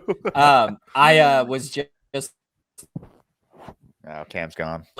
James Cameron. Cameron has entered the chat. Cameron's got him. What happened? Cam is cooked. Am I alive? Am I good? Yeah, you're you're back. lagging Okay. a little bit. I was looking up Jack Champion, and he's in Endgame, and I was like, "Who the fuck is he in Endgame?" And he's kid on bike, and so he's the guy who like, that's looks I at actually remember looks that at scene. Scott Lane and then looks away, and I was like, Yeah, I "Oh, that remember that is scene. Jack Champion, Yeah. sure, that is Spider." But yeah, Scream basing this 6. around Spider is insane, man. I can't believe they did that. Yeah, He's the weird least cool decision making. Weird decision making. I do want to say, shit. Jake Sully, worst dad of all time. Awful, dad. Horrible, Bad dude. dad. Horrible. Horrible. He's Awful. He's not Also, like do you know Don't what know I? any of You his kids' names, but they are. you know what? I Here, hate him. yeah. Jake Sully probably doesn't even know his And own also, kids' you're a names. Let's human. be You're real. a Skywalker. You should be a little more humble, Jake. There was a point. Can we go to spoilers? Do you want me? Let me. Yeah, right. let's- Okay. Yeah, let's I've not Go, said go, shit. go. I'll be like a minute anyway. I really liked it. I do.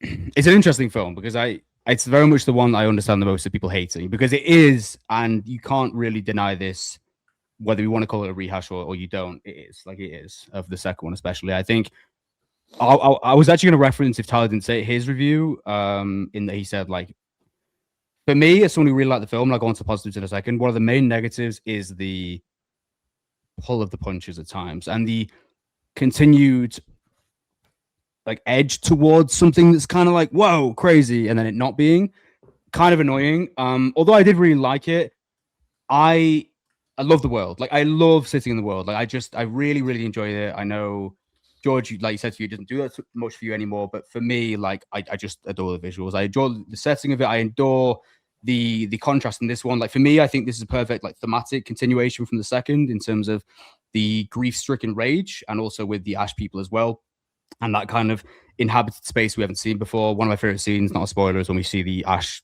I guess, clan for the first time because they're just fucking cool. I do wish they'd done slightly more with them, but I think they're kind of menacing and again rage-fueled presence, especially with Varang, is so fucking cool. Like I think that's amazing. I think that's cool as shit. I think it's creepy and strange. It's a very strange film. It's a very like clumsy film as well. I don't think they really knew how to end certain beats, but it's kind of like Tyler said, like with me, I just, for being as long as it is, like 3:20 or whatever, minute one to the end, not a second of boredom. I watched this at 12:30 a.m. and I finished it. Oh yeah, how was that? Yeah, that's crazy. Good. It was. I was forgot you worried did that. because I was in the trailers and I was like, "Fuck!" But I am getting like. But then the Odyssey Prologue came on, which I'm going to speak about later, and I was like, Yeah, "I'm dog.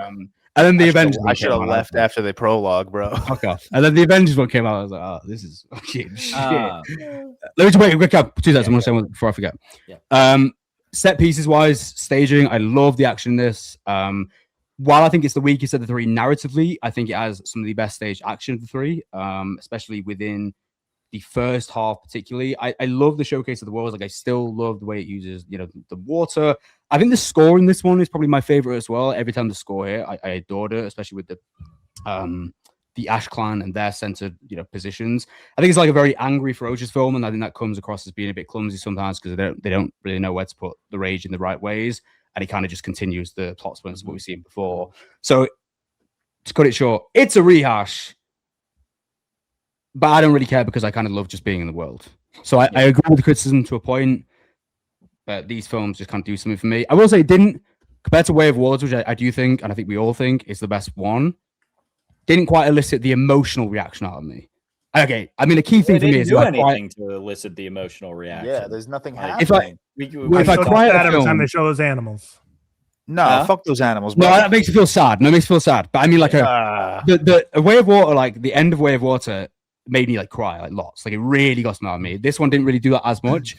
Didn't feel it quite as poignant. And I think the reason is because you're watching it and you're like, when the first punch is pulled, I feel like it's going to happen again, and it did happen again. One thing about the end of The Way of Water that really pissed me off about this movie is the end of Way of Water is Jake Sully and Neytiri like connecting to Awa and being like, I see you, because they can see. I have no clue the kid's name, but the kid that dies in Way of Water. Oh, what was his fucking name? The kid that dies in Way of Water. Loak? No, that's the one. No one knows, Oh, bro. that's the No, other- no one in the world knows. Yeah, James whatever. Cameron doesn't even know. Jake Sully's kid, the oldest child that dies. I am the eldest boy.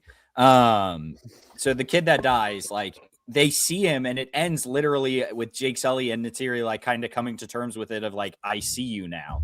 Like they didn't really fully understand him when he was alive, kind of thing. And now in this movie, they've just completely like gone away from that. They hate their other son who got him killed. They hate Spider. They hate like everyone because they're sad their kid died. And it's just I think they don't hate him. It's just the mom. But then that's the kind of the grief stricken. Jake says Jake hates sucks. his son. Jake He doesn't hate him, Jake but he says during this movie, you're the he reason doesn't your son hate him, died, but he like, virtually or your brother blames him. died. He He doesn't snaps hate at him. him. But like he resents him. He kind of blames him, resents him for the death. I agree. So to say you hate your kid is maybe the wrong word, but like they completely go back on like, and I understand maybe the end of Way of Water is not 100% like happy, but it's hopeful. And then this movie is like you should have just cut out that entire end of Way of Water. Like it's completely turned around because it takes off like 10 days after the death, right? Like 5 minutes after the death, because they still say, I don't know the exact day, but they still say like you're in the mourning period. You should be mourning your son, like still. So it's within a week, I would assume. I have a question, and they're just completely. I have two questions. One's for you actually, Cam, because what you just said. Yeah. First question, just quick one. I don't think you guys will agree with this, but I actually Sigourney Weaver playing a child is a little bit weird. Like it takes a bit to get used to. I'll be honest. I actually think Kiri is a really interesting character in this one. I agree. I think she's better I think she looks worse in the last one. So in this one, I'm a little more used to it. But it's the voice. It's kind of it's kind of weird, isn't it? An old voice, like she sounds. Well, yeah, but it's just weird. But like, I love the connection with Awa in this one, and kind of her unleashing and her being within that potential in the world, and her being like that pivotal point of, I guess, like sacrifice almost at a certain level. I like that. My other question as well is like, I saw this take on Twitter earlier, and I don't know if you guys agree. Although you don't like Spider, or at least two. I'm sorry, Spider. What are you doing? I don't mind Spider, but I do think it's tough to watch at times. But my question is, you know how the narration is Loak, isn't it? The other son or the actual son. I have no idea. I'm sorry. Well, it is. Yeah. Would it have been like? Because I saw someone else say that considering they were centering around Spider, and that was kind of the essence here is Spider's, the grief, the stricken bond between him and his dad, as in like Jake Sully, who is a kind of father figure to him, and then his real dad. Would it have actually been a benefit to you if he was the narration because it's centered around him for the thematical parts, or does that not bother you, or would you have liked that less? It wouldn't have changed my experience in the slightest. I had Okay. no idea who was talking throughout the entire movie. Hey, Yeah. Loak's fucking cool. Yeah, my bad. But Kiri, good character. I actually like Kiri a lot. Who will be narrating the next movie? It's Sigourney Weaver. George Carmi. Oh, No, you that's said what I'm saying. you said my bad. I thought My vocal inflection was your confusing. Jeopardy answer had me think it was like a question. I actually thought you were saying the same as Cam as well. I was You gonna got answer. But yeah. I Getting think into spoilers now. Yeah, type shit. Should have given Tuke a bazooka. So if we go beat by beat through another movie, the FBI is going to show up and bag us and throw us in a river with weights on us. So we're not going to do that ever again. We see your comments. But yeah, the one thing I want to start with is kind of like towards the end, but the end kind of summarizes how I feel about so much of the movie for me in pulling your punches, because when Cortez jumps off the rock at the very end, like that's another perfect, because for a fact this dude's not dead. For a fact. And that's why it's so annoying. He's coming back. back. Pulling your punches once again. He's coming back. And if he doesn't come back, then that's one of the least satisfying on-screen deaths of all time. For someone who he's not pulling back. You've not 6 hours of movie.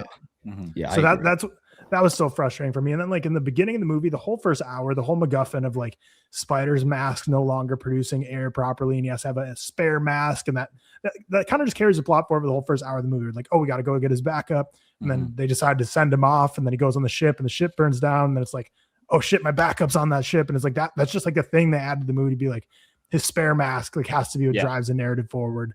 And then finally, like another pull punches part that I just hated was like, obviously the one I think Seth was referencing was with when Sully was going to go and kill Spider. The whole thing leading up to that felt so SNL sketch to me, where like Spider's like, he's like, oh man, this suit's itchy. And it's like, oh, I can't pee out of the suit. Who designed this suit? And I'm like, this is like so stupid. And then he's like, I have to pee the whole time he's going to like get killed.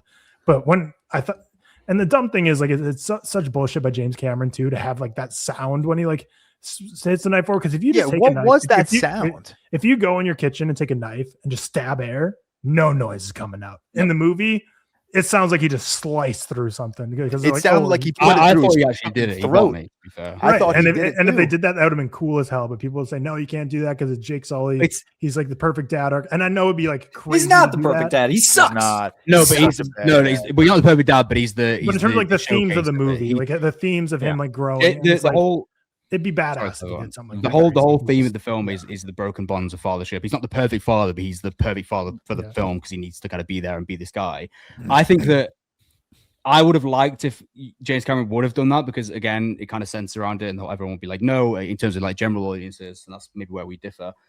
Because it would have been kind of like cool and unique and just fun and places we haven't seen, and I think that's why he almost falls into the trap of like too traditionalized blockbuster filmmaking. I think at times in that it's the main characters no killing off and kind of leading on the urge of what's to come. I think that's evident with the Quaritch like death at the end, as we probably know, he's probably not dead. It's like, why not just kill him? You know, we can have more villains to the next one. We can conjure up more things. Like, I think the Ash people, if we could have put up more of a primary focus on them, it would have been more interesting anyway. You know, Mhm. This is what I was alluding to earlier when I asked if we can move into spoilers. There was a point in this movie in the beginning where where Quaritch and his guy have Jake in handcuffs, and then they realize that Spider does not have his mask, so they kind of like team up, I guess, to find Spider and the kids. That's the direction I thought this movie was going to go in, where it's like, oh shit, Jake and Quaritch are going to team up because they have now this common like love of Spider, and they're going to have to work together to defeat the Fire and Ash people or whatever that tribe was called. That's the direction I thought this movie was going. So for a split second, when Quaritch and Jake, they were like, once they realized like their teamwork was done, they were kind of like cracking jokes, and they were like, well, so what do we do now? Now we have unfinished business. And I was like, you know what? I like this like sarcastic back and forth. And then obviously that's not the direction the film takes. I don't know if I love, and you guys tell me if you agree with this or not. I don't think I loved Quaritch being so involved with the Fire people. I think it's almost a disservice to his character because across the first two movies, he is very much this military man. Everything he does is in service to his sky people. And now it's like he finds this new tribe and he just immediately flips the characterization of himself because he's a little horny. Like if anything, I think he knows he could use them. I think I think so. That too is what I was expecting. I was expecting a betrayal towards the end where Quaritch betrays the Fire people and is like, I never fucked with you. Like I just wanted like your resources.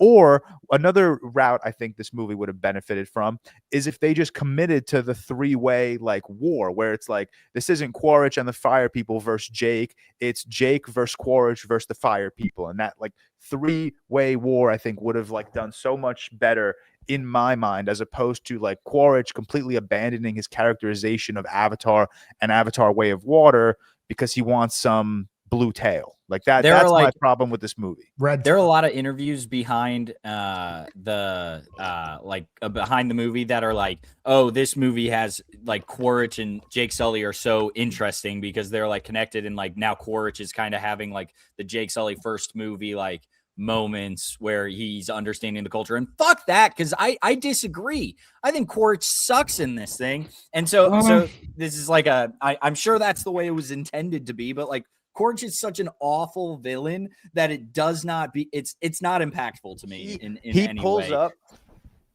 Sorry, at one point his I guess his superior, that woman that's always walking around in like the metal arms and legs, right? Yeah. He pulls up to her one point, like painted with the Fire people's painting, and I was like, this sucks. Like I don't believe his character. He met a baddie. Chill. I don't know. Yeah. I don't. You didn't like that. That's how guys be changing their personality. Again, I hate the character of Quaritch, so I'm like, you know what? Maybe this switch up is fine. But in my head, I'm like, I just don't believe this character, based on what we know about him from the first two movies, would so willingly abandon his trainings and his practices because he sees a little bit of value in this new fire people. Like I just do not believe that this character would move in this direction.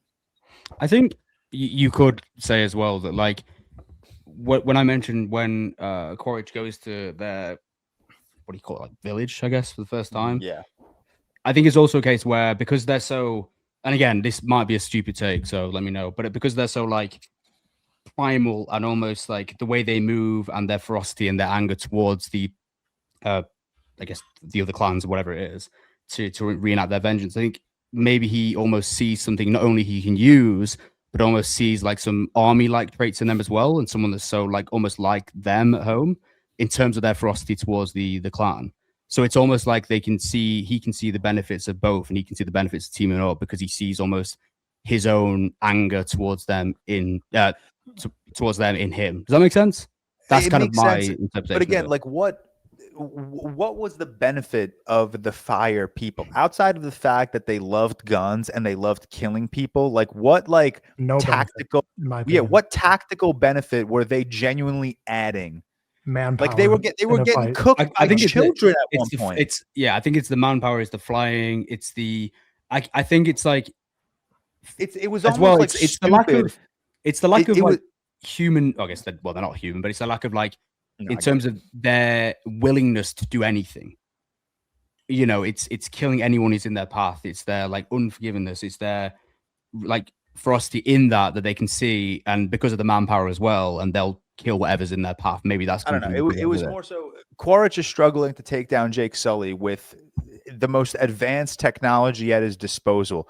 What part of him thought, oh, this untrained, inexperienced tribe of fire people who lost everything in their life is going to help me take down Jake Sully? Like, if anything, that's just such an annoying obstacle that he's got to overcome. Like, he's got to train these people how to shoot guns. He's got to train these people how to use their, sky people technology. Like, there's just almost going for like the Seven Samurai route of like training the village to like fight kind of thing, but just I don't think. I think it's great. Ash people. The Ash people's introduction was incredible, and everything about them was awesome. But then I think they got so sidelined, which was what was disappointing. Yep. This movie would have been so badass if when they first met the fire people, introduce them to guns, and when she's like, "Oh, so I don't need you anymore," and just sprays Quaritch and kills him. That would have been the most badass thing they could have done. And then the movie finally moves beyond this Quaritch shit, and there's still all the sky people coming, but then it's like George said, like the fire people,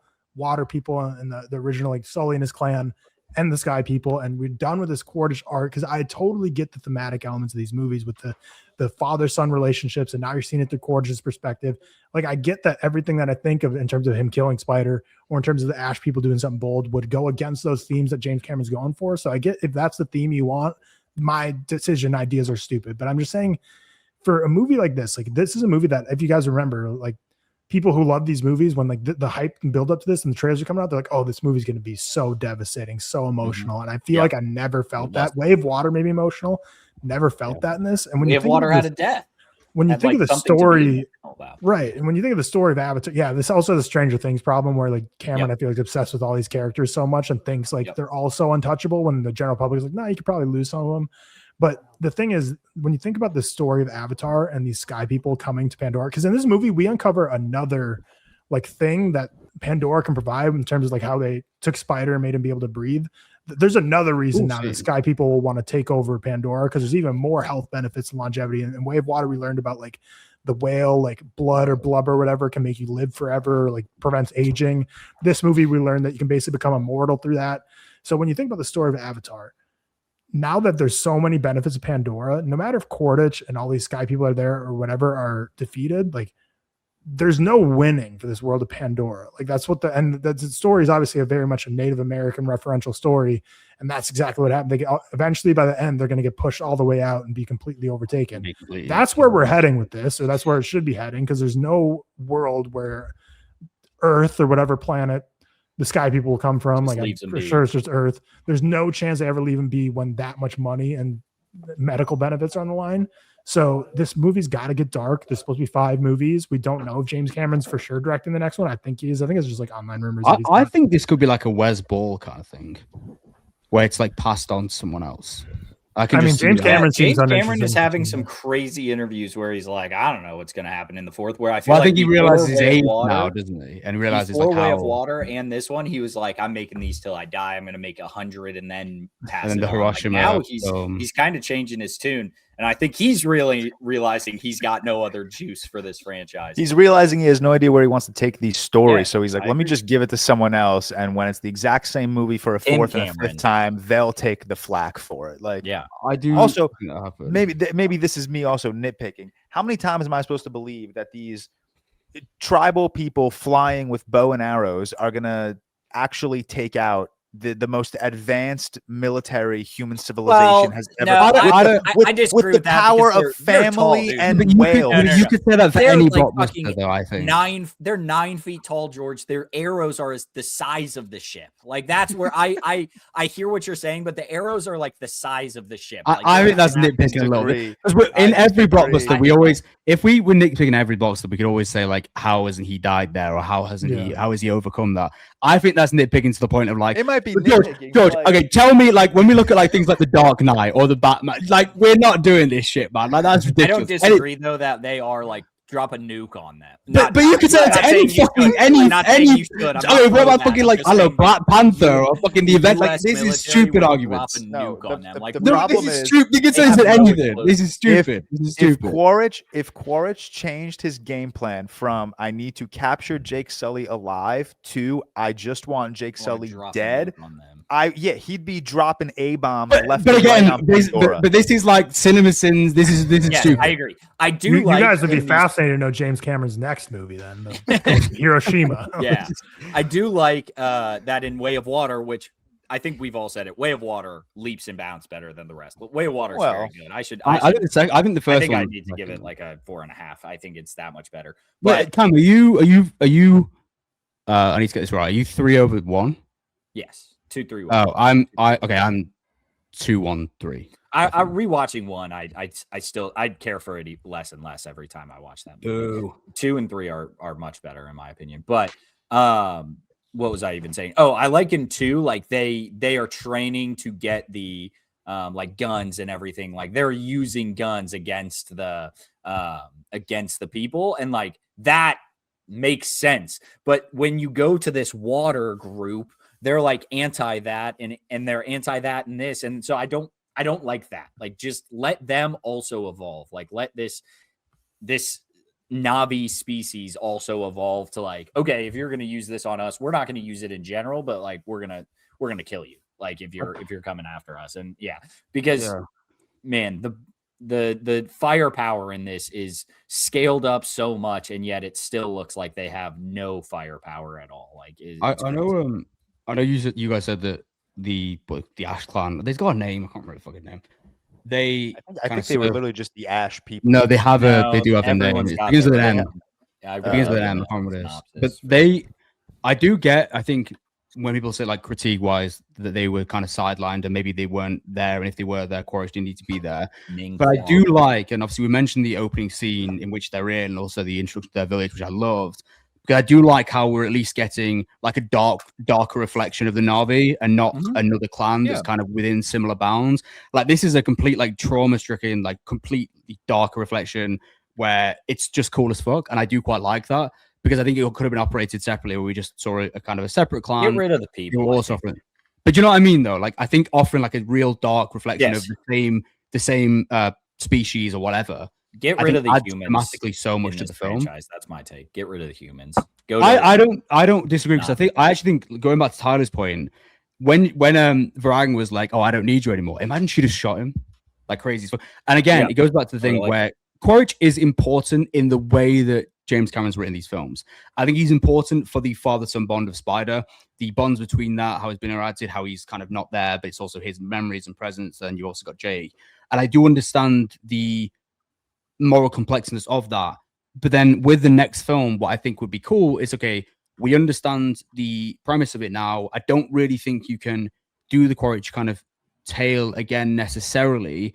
So I think allowing Varang and the Ash people to be the, I guess, primary villains here, and it be the dark reflection of the Na'vi versus the almost positive family light, that would have almost allowed it to be a fresher take. But in saying that, whilst I agree with the points of Quaritch being not a great villain, I do just quite like him, and I enjoy the scenes he's in equally, because I think he is that kind of machoist, traditionalized blockbuster villain that I just quite enjoy.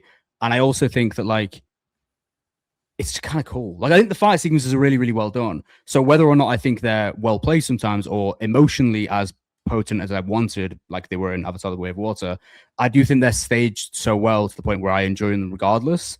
So it's like, while I agree with the criticism, I don't really care about it. I think the first fight scene is really good, like the sky fight. I love that fight scene. Did that clan great. Did that clan get wiped out? Are they extinct now? The sky. That's another by the thing. way, Like, David don't Willis is die like. nothing. Did you guys think David Willis is in it for like fucking 2 Yeah, he's barely in that shit. Is he? I thought he was going to be in for like what? Who is he? He's The the wind guy trader, who is yeah. the, Wind trader. he's the guy who has the ship, and they go up to him like, Oh, "Oh, he's you the said it was going to be main guy. Spider." Yeah. Oh, I did nice. not know he was going to be in it for like just 2 minutes. That's crazy. I didn't Yeah, even notice it was him. either way, that clan was like so marketed and is just not in this thing. But second off, I think that fight is really good, and then I think every fight from there is downhill. I think this is the worst action. I thought the action was great. I thought that opening maybe fight better was than the incredible. first. That looked so good. The flying and the wind trader ships going down. I thought that was really great action scene. I loved that whole That scene. was Everything good. with the wind traders, that was great. And the grappling, like again, like the spider stuff got annoying to me, but like there was parts of it that I liked. I liked the whole Jake and Zoe Saldana's character, like Neytiri. deciding like Jake and Neytiri decide Even I knew that. should we make him go or not? Look, cultural impact. Look at you. But yeah, them being like, should he go? Should he not? And then initially casting him off. I thought that was a bold enough decision, because I thought the basic thing that they were going to do is like, no, we're family, we stick together. But no, they cast him off, cast Spider off. Neytiri won that argument.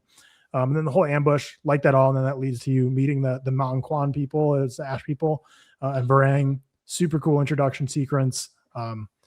Kind of hate the trope that is in every movie of when people have like machine guns. It's not an Avatar problem. This is a movie problem where like when you're just staring people down with your sights and you just like never shoot. And I get it. Then everyone would know and you'd probably be dead too. But you've shown us time and time again, these kids are stupid. So that it would be stupid for them to shoot. So make it happen. But yeah, like the final battle, like you said, is I thought the action was great, but it's very much a rehash of Way of Water. Literally the guy in Way of Water whose arm gets ripped off for going after the whales in this movie, he's back with a bionicle arm, and he still goes after the whales, and guess what? The whales fight back. And just, again, it's very much a rehash, and that's why it's weird. This movie's just weird. It feels so reheated nachos while adding so much. Like, that's why this is the thing is, like, this movie, I loved every minute of living in the world. So I don't feel like it was like too long in terms of like, I love living in Pandora, but it's weird that it's 3.5 hours long, or close to 3.5 hours long, when they introduce so many new things, like the Quaritch and Jake over Spider dual parenting, Quaritch being that divorced dad who finds a baddie, and the Ash people and the wind traders. And like, you could have spent so much time in a whole movie on the wind traders, the Ash people, the father-son relationships alone. So when they add in so much stuff of like the whole rehash final battle just being like the same exact shit, it's just like a little weird. You did not spend that time there. But I really like the character of the researcher who kind of protests against the military to not take over everyone once they realize like, oh, we can just like, let's attack again. And he kind of says like his protest and why he believes it's wrong to do so. And they're like, your protest is noted. And then dude just like snaps and like goes against the military. I thought that was all really interesting. So we've been really negative in like this review. And that's just because I think we all had higher expectations for this, or at this point, at least, because Way of Water I thought was like all timer, one of my favorites of the decade. So I'm just ultimately disappointed by this one. So that's why I'm more negative in my sounding, but there's so much of this movie that I did really love. And obviously technically it's a marvel, and the score, like Seth said, Simon Fraglin's definitely my favorite score of the bunch. And did he do the first two, or did he not? He did the second one. I'm not confident if he did the first one, but I know he did the Way of Water. The score in this one for me was like, and obviously I rewatched the other two recently. By far the best one. Like, it was really fucking good. I loved it. 4 I and think 5 it fit so much. He didn't do. I'm sure James Cameron's very involved in the scoring process as well, because obviously the first time he ever collaborated with him was The Way of Water, Simon Franklin. But there are so many moments, especially with like when the they were flying through the sky. I'm like, this sounds so Titanic in the score. It sounds so similar to like, Heart Will Go On instrumental. So, yeah, I don't know. That's for me. It's just disappointing because I was so excited. Hey, nice Titanic poster. I was so excited for this movie after Way of Water, and I walked away just feeling like these movies. Like when you think about the plot from a 30,000-foot view, this should be heading towards a very, very dark ending. There's zero chance that this ends happy, realistically. So if we're only doing 5 movies, if that's a plan, we're over halfway done. We've got 6 hours into what will likely be a 10-hour series. We've got 4 hours left. Everyone's still alive. So you're going to have to start just batch killing people off or go out like fucking Game of Thrones, man. Just do that crazy shit. Yeah, I think Avatar 4 needs to be a straight slaughter of everyone. Maybe. I almost think I'm like we all think Forge is alive though, right? Sorry. Yes. Like, without a doubt. I almost feel like I'm honestly surprised he didn't say some dumb shit like "see you soon" after he fell off that rock. Honestly, I almost think I'm like Cam in this stage where I actually don't feel particularly disappointed in it. To be honest, like I still like thoroughly enjoyed my experience. While not maybe having the, I guess, stabbing emotional points as predicted. Yeah, but I just love being in the world. And I think no one can stage these huge, this is, you know, obviously the biggest one, these set pieces like James Cameron or equal to him. And I think while it doesn't really have the, I guess, risks taken that maybe you'd expect, like I spoke about, I think with the spider scene and with Varang being that primal figure, I also equally love the moments that are focusing on the fractured bonds of the family. Like the thing about these films that I love is not even necessarily sometimes where there is kind of conflicts involved, but it's literally just when the main family are doing shit. Like one of my favorite scenes in Way of Water, for example, is when I don't even know what they're called. Do you know the like things that they ride in the sea? They're like, are you talking when they like grab the fin and ride onto them? Yeah. Or are you talking like the machinery they're riding or the no, the like the fish dinosaur fucking thing, whatever. I don't know. That's one of my favorite scenes. Yeah, that's one of my favorite scenes of the previous one because I almost like just living in it and being there as almost like a bystander and just watching them kind of do day by day as well. Just because that's just how much I like the world. And I don't know if I think Quaritch had like a great story, not necessarily, but I do actually like the fractured bond and the conversations between him and Spider. Like I like the one when he's captured, even though they did the same thing again. They did it again. I thought I was watching it too. No, they do, and this is why I'm Cam, I mean this with the utmost respect. Do you know how you always say that you're a pig and you'll like just keep giving it to me the same shit? Yep. That's kind of me with the Avatar, and I respect that. I just love the world, like, and I will just. You give me more of these, doesn't matter. I'll just eat it up. One thing about sorry, I came in late, but you were talking like the grabbing onto the arm and riding on Piaticon or whatever. I forget his name. But that big fish, the Megalosaurus, basically. No, I was speaking about the little ones. They just ride. Oh, okay. Well, either way, both of those. The human body can only take so much. So, like, I believe that the Na'vi can like ride on that tail. You as a human spider, even if you have the mask blocking your face, you're getting ripped off. He did struggle with it because like after he came back, they were like, you got to chill. Like, you can't be doing like that kind of stuff. But I'm just saying, like at the start when they're riding on the fin of the big one, like even that, like they're all chilling with it. No, the human body can only do so much. I don't believe Spider's knees would be giving out by this age, like jumping around as much he is, and his arms would be getting ripped out of their sockets. Like that's cinema sins. That's cinema sins. I like that nitpick. Because of how practical they film these movies, how like most like all the stuff you see, they actually put them in the bodysuits. Like Jack Champion himself, low key, like I think his knees are gonna be shot when he's 30. But also he shot everything twice as well, I think, didn't he? Because he had, I saw it on the Raiders video as well, because he had to shoot actually on the actual blue screen itself, and they had to do like a separate shoot for the, I can't remember what it was, the real world stuff. Yeah, with the real world stuff. Only real so he had to, like shoot everything twice. So I give him a bit of sucks. I bet that was fucking hard, but which looks really good, and like that's also why it's weird. Like Kyrie played by Sigourney Weaver, because like her and Jack Champion kissed in this movie, which I get they're both adults, but like that's like what, like 40 years difference. Like it's odd. And like Sigourney Weaver's old as how old? I know, and like the thing is like was sure, if you want to do that for a film, you can, but it's like this is so like avoidable in terms of like Sigourney Weaver doesn't have to be 50 years old. Sigourney Weaver's 76. She did not have to How- play how- that character. How old is Jack Champion? How I old think is he's like 22, so you got 54 years between them. That's And if you think about it, this film was not filmed. 21. He's 21, and this film was probably filmed when he's like 19, 18, and he's kissing. I respect it. Man. That's Yeah, kinda- but I mean, it's Sigourney Weaver. Obviously, you don't turn that down. But yeah, No. Why not? Would you? You do. No, I'm saying me. I'm saying an actor on a set. You should be able to turn it down. I mean, I'm like not it's all kissing someone professional. my It's not a weird grandmother's thing, but age. It's just odd. Oh, I thought you meant about you're not turning the casting down, not the kiss. Did you mean the kiss? Oh, what are you talking about, Tyler? I thought you The meant the kiss or the casting. casting? I would not turn down the casting. No. Okay, I that's thought, fine. I thought you meant the kiss. He meant George thought you meant the kiss. Okay. I mean, okay, if Sigourney Weaver wanted to kiss me, I would probably be like, sure, a little peck. On Fair your enough. wedding night too. It's crazy. Yeah. Crazy.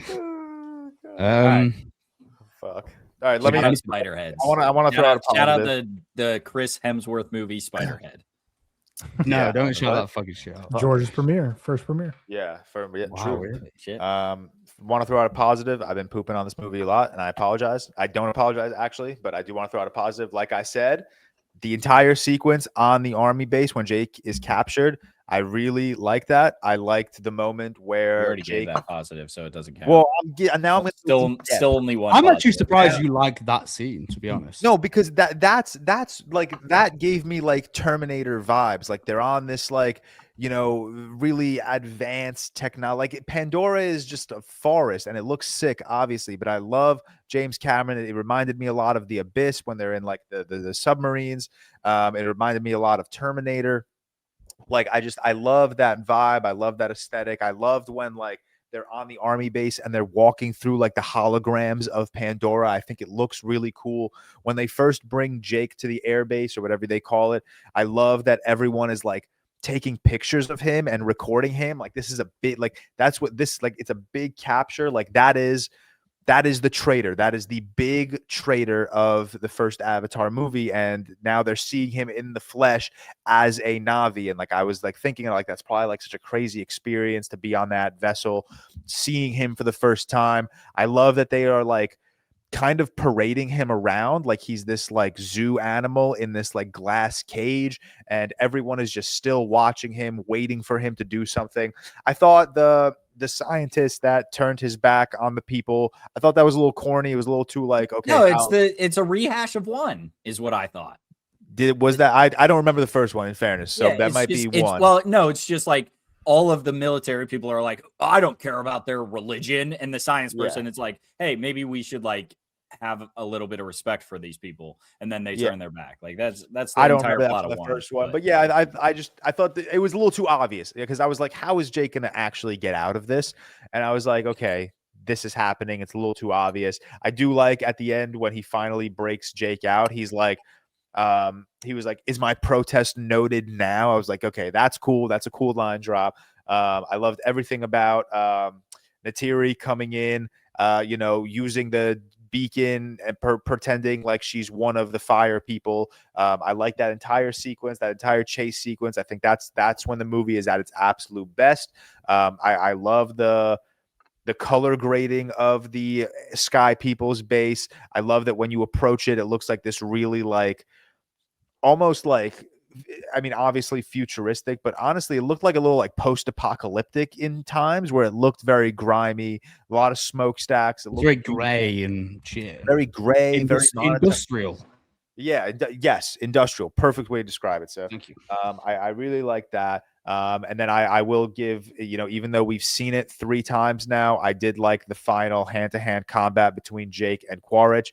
As much as I don't care for their rivalry, as much as I don't care for how these movies end and what they set up, I do enjoy like when you're really up close and personal and these two are just fighting. I really like no guns, no arrows, maybe a knife, and they're just going hand to hand. It's very interesting to me because it's like these are two human beings that are more or less still learning the ways of their new body. So their fighting is very like obviously it's very like coordinated because they are trained, but it's also very broken because they're not trained within these bodies quite yet. You know, they've obviously had a lot of time to sit with these bodies, but you could tell it's still very broken combat, which I really like, that little like tiny attention to detail. I might be, you know, that might not exist. I might be seeing shit, but that's kind of how I view that final fight. So yeah, those are my kind of positives of the movie. Like I said, I did like the very beginning where Jake and Quaritch were kind of doing that like dad, stepdad kind of like back and forth. I thought that was very interesting, and I would have loved to kind of unpack that a little bit more in this movie. But yeah, I'm tired of sitting through these movies, and I'm not going to apologize for it. I think they look beautiful, but how many of these movies are going to go by where I say the movie looks beautiful, but I don't care for anything else? Probably 2 more. Most likely 2 more. Yeah, more than likely. You know, James Cameron should let me direct Avatar 4, okay, or at least let me write Avatar 4. Okay, I will say, what would you let me write Avatar story, George? I would want stupid fucking shit. Go on, Avatar 4 opens. Quaritch drops a nuke on Pandora, immediately kills distant nuke, not on Jake's tribe, but Jake and his people are like, oh shit, now they're using advanced firepower. Now we have a problem. And then the movie would unpack with Jake. It's more of like a cat and chase game where Jake is not fighting back, but he's trying to hide the entire movie while Quaritch slowly colonizes Pandora. Okay. Then that's Avatar 4, just dark movie. Everyone's dying. Pandora's in control of the sky people. Right. Then Avatar 5, 20 years in the future, Quaritch is still looking for Jake and his people. They don't know where they've gone because they've gone. Years? Yeah, 20 years, because Jake has gone underground in Pandora and they've been hibernating, whatever you want to call it. Okay, but in that 20 years, they've developed some of the most advanced technology this world has ever seen. And then the whole movie, 3 hours, just a war, like Battle of the Five Armies from The Hobbit. Just a whole war. Avatar 5. That's it. There's Avatar 4 and 5 for you. Don't even make the movies, Jim. Just you should email him. You should email him. I'm gonna write him a very polite email telling him. Come on, I want to ask you a question because you liked it. Could you not like? I know I like threw the name out, but could you not see Wes Ball doing one of these if it was another director?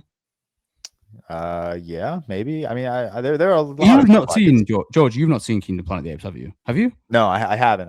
Okay. I thought you said Cam. You were going to ask the question. Oh, did you say Cam? I thought I said Cam. Okay, yeah, I thought so too. And then George started answering. But the reason I wanted to ask Cam is that he's I seen. Didn't hear Cam. Yeah. I was just Cam really liked. I think we really liked.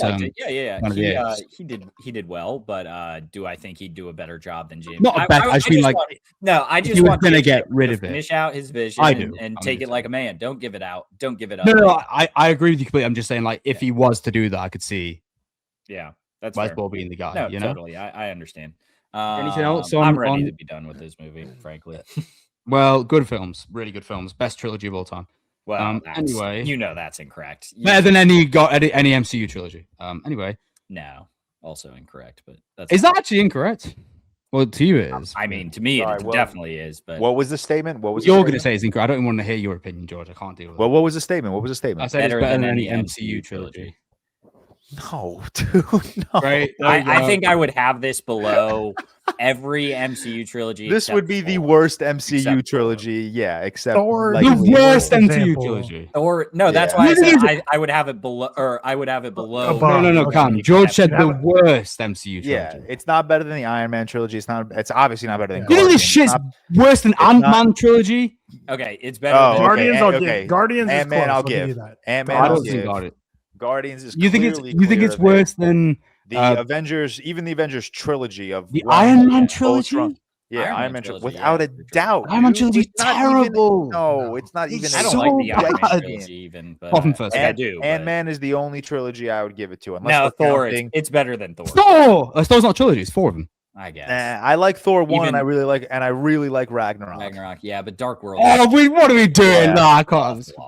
You guys are fucking idiots. Yeah. If we're counting, comment down below how many Captain Marvel, Miss Marvel, and the Marvels as a trilogy. I'll give it to Avatar. Well, I think it's better all than the all MCU. all of Comment down them. below all the MCU trilogies and like where you put Avatar in that. Number one, numero uno. Seth, I know you don't believe that. I fully 100% believe that. But Seth, I'm in the same boat as you, but I would say Guardians is the only one that's close. Guardians for me is a. Guardians, depending on the day. Yeah, to be fair, it's close-ish, but the only thing I think Avatar: The Way of Water just like puts it, over sure. the edge for me, 'cause I love Avatar: The Way of probably Water. throwing on an Ant-Man movie before I throw on Avatar, because at least those are like fun to make fun of whilst watching. Just, That's a silly argument. You know that. No, I disagree. just They're- nah, they're yeah, I'm really not even hearing your fun opinion. of- Sorry. That was my Movies make fun attempt. of You movies fucking. that are bad. That's like Cam being like the 365 days trilogy is better because I can at least. I can give them a bonk half. myself during that. Zero. I Anyway, let me carry on before I fucking kill George. Yeah. Good movie. Great movie. Incredible film. Trailers. Mateo's gonna clip this up, and I'm gonna get shredded on Oh, Twitter. I already Good. texted him. I said the clip for tomorrow's got to be George's rant. So you're Good. I'm so Trailers. Oh, Your rant's rough. well, actually, no. I want to talk about these first. I'm Actually, deleting Twitter tomorrow because I'm Good. not seeing a bunch of quote tweets you already from made virgins. Twitter. I'm not letting virgins quote tweet me tomorrow. shut up. Okay. Anyway, I want to go on to this first because just fun. Odyssey Prologue. Dog, that shit had me horny. I love the score, by the way. That intense fun score throughout because it nearly made me have a panic attack. It's a 6-minute fucking. Dude, it reminded you know what it reminded me of, and I mean, I don't think this is like a crazy statement. Avatar: The Way of Water. No, Oh. it's another Nolan movie. The entire scene leading up to the Trinity test, where it's like the do. Yeah, I know what you mean. You know, like the what I'm saying. It's very Ludwig code score. Yeah, it's score very code dude. as well. Ludwig, that man's he's not the goat. He's The whole Trojan horse idea just makes me laugh. It's so funny. I Like, don't. why would you believe not that. think to Why look would you not inside think the horse? No, When they're not even stabbing that, like, I inside don't the think I would think so, but like, just the idea that people can sit in there for however long, I have no idea. I would get And, like, claustrophobic as fuck. By the way, that shit was not horrible. be noticed like when they're getting moved around. Like you would make one thump and be like, and like just even that, like people would be like, Well, someone in the prologue, someone got their Yes. eye stabbed out. yes, and so they do a immediately, good job grabbed at his hiding mouth. that. But like, the whole idea is so funny. Like, And think there this are is- people in this horse. This is thousands of years before know. the 3-in-1 shampoo, conditioner, body wash was invented. So these guys, must have been unbreathable. Oh, that when shit Trojan probably was- smells Oh, do you know what I so loved bad. seeing as well? That split shot of the Cyclops we got. Creepy, Yeah. weird Yeah, shit. the man. Cyclops looks really sick. I saw it on Dude. Twitter earlier. I'm gonna send it to the group chat. I'm so That- tired. dude, I want this movie to just come out already because everyone overnight became historical accuracy Yeah. efficient. I did a video on this last night. Did you? Oh, So Twitter is straight up the. I worst think place there's a to- place for historical accuracy arguments. Well, sometimes I think hold on, most are of we them- this is forgetting fucking that- fiction anyway. This is mythology. Yeah, the Odyssey is not real. Let's make. You it know, I'm saying, how people say like the argument is for most people that the costumes should be time centric, so i.e. the Bronze Age, in which the period of the Odyssey is. No, I agree with you. I disagree with them. Although the costumes for that age do look fucking funky, so that would have been funny. But at the same time, I think Nolan's built enough trust anyway that I don't listen, care. even if you're not a non-diehard Nolan fans, most of them more than likely think Oppenheimer is his best film, without a doubt. I would say That's actually Nolan not fans- true. It's whenever I talk about that, people hate me. Like is Really, I feel like most people that don't. No, I think love that's a Nolan's film. I think movie that's a would film definitely opinion. gravitate. But either way, I think most people agree. I mean, I don't agree, but most people will come out saying Oppenheimer is Nolan's best. Like he just came off of his best film. It won him his first Oscar. Like, how is that not enough to give this man like a little bit of trust in some of these creative decisions he's making? Even if you take away the rest of his filmography, which is stellar, you still are coming straight off of Oppenheimer, an Oscar, an Academy Award winning it's film. film Twitter, dude. I do get the It's argument not that real like people. I It's not do- real true. people. True. I do get the argument that Twitter like is crazy. the costumes are kind of boring, but then at the same time, I don't really care. So I disagree. Costumes are sick as fuck. the mask in the trailer that have you seen? Everyone's ripping on Twitter. Yeah. The like black mask that Yeah, looks it cool looks to me. sick. I don't. It looks That looks sick. cool to me. Robert Pattinson, by the way, assuming it's Robert Pattinson with his costume, aura, Yeah. amazing, cool. I'm really excited. It's a hot take. I think. Wait, did you guys see the teaser too, or no? Yeah, like But- however long ago when it came. Yeah. No. There's There's like a talking? minute. No. There's like a new 1.5-minute teaser trailer that I saw before Marty Supreme I don't think I saw. Oh, I don't on think I saw that. Friday. No. Yeah, it was sick. It's not like the original 30-second teaser. You see the Odysseus on like the raft in the waves. Then we get the prologue, which is what we're talking about. And then before Marty Supreme, I was like, oh shit, it's the prologue because I see the signed copy logo come on and a teaser trailer, like an actual teaser What does trailer. it show? The movie, not the whole movie, obviously, but No, it's like it shows the it's a whole traditional thing. teaser trailer. Shut up. It's sick. It shows like Matt Damon with Anne Hathaway saying like, whatever I do, I will find my way back to you. I You see don't the know, I haven't Cyclops seen a it. little bit, dude. It was just, dude. surprised I haven't seen this like on Twitter everywhere. To be fair, because I didn't even know this teaser was a thing. Like the signed copy logo came on, and I was like, I tapped Victoria, and I was like, let's go the prologue, let's fucking go. And then it was like a 1:30 like teaser, like a traditional teaser, and I was like, this is sick. Interesting. On to something that's not sick. That fucking Avengers. Come on. It's calm. Do not defend this. I'm There's sorry. no defending. This is the most I'm not- fucking.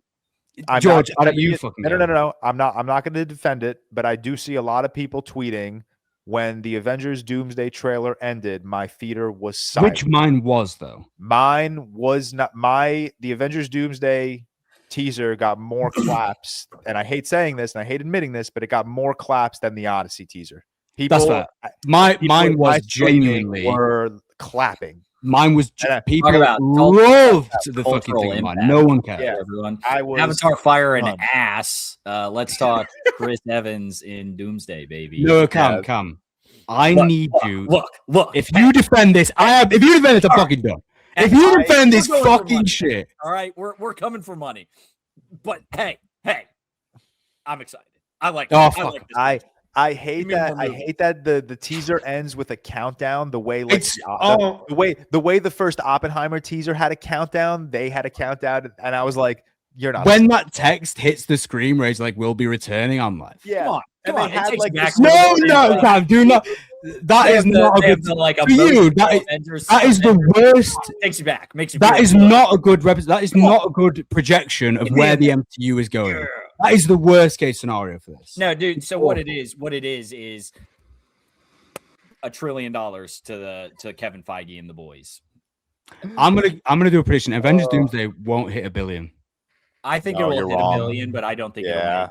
I think Okay, it maybe will $1 billion. two. actually, It'll no. make I think one. It won't make two. 1.5. Yeah, it won't. No, make I think it. I think it'll make under 1.5. Maybe $1 billion is low. Actually, I think it'll make under 1.5. A billion's I low think- just for what this is. Like, Yeah, like yeah. here's the I thing. think $1 billion is the floor. Honestly, I think not having an Avenger or not having a Marvel movie other than Spider-Man for the next year helps. Year and a half, whatever it's been Agree. since Fantastic agree. Four. I think that really helps them. I think if this were coming off like a year like this, where we had Fantastic Four, Thunderbolts, and Brave New World, and then this comes out in like May, $0. I don't think it makes as much, but like it'll be a year-ish between true Marvel movies. You obviously have Spider-Man Brand New Day, but that's technically Sony.